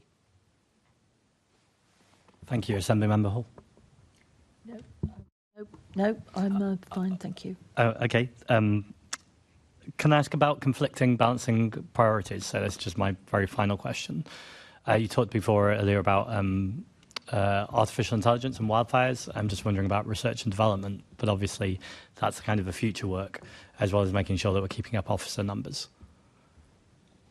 So as far as I'm concerned, research and development, I think there's two parts to that, Chair. First of all, what can we do internally as the London Fire Brigade, and we've reached out to academia, we've reached out to other experts in terms of where we think we can join up and work collaboratively together in terms of how we can use new and innovative technology. But what I was really heartened by was what I heard last week through the National Fire Chiefs Council, that actually as a sector we are able to coalesce around academic research moving forward, because this has to be a collective endeavour.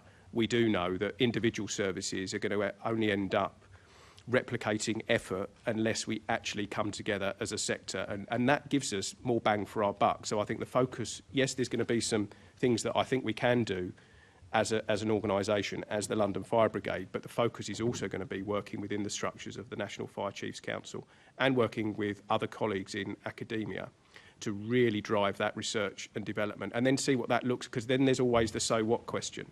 But what does that actually mean in terms of new and innovative equipment that we're able to use on the front line, how we can use AI. So it will be about using national structures, working across different departments, working with other organisations, that I think is the way that we're going to be able to get more bang for our buck, the truth be told, around R&D, because it is complicated if you try and do it yourself, and that wouldn't be the right approach to take. And is this still a commitment to a balanced budget, despite the kind of big significant gaps? There's absolutely a commitment to a balanced budget. We have to make sure we do that, because that's how we secure the long-term future of the London Fire Brigade. Well, thank you very much, Commissioner, and thank you, Deputy Mayor, for your time. Thank you to all our guests for our contributions today. We have a few short items of business before we conclude. Do feel free to leave the chamber. Can we note the agenda report and today's discussion? Can we also delegate authority to me as chair in consultation with party group lead members to agree any output from the discussion? Agreed. Thank you. Can the committee note its work programme for 2025 to 2026? Noted. Can I also ask the committee to note the additional activity undertaken by the committee since its last meeting, namely an informal meeting with the London Fire Brigade Equality Staff Groups on 25th of June 2025? Agreed. Thank you. The next meeting is scheduled for 16th of September, 10 a.m. in committee rooms 2 and 3 at City Hall. I have no other urgent business. I now declare this meeting to be closed.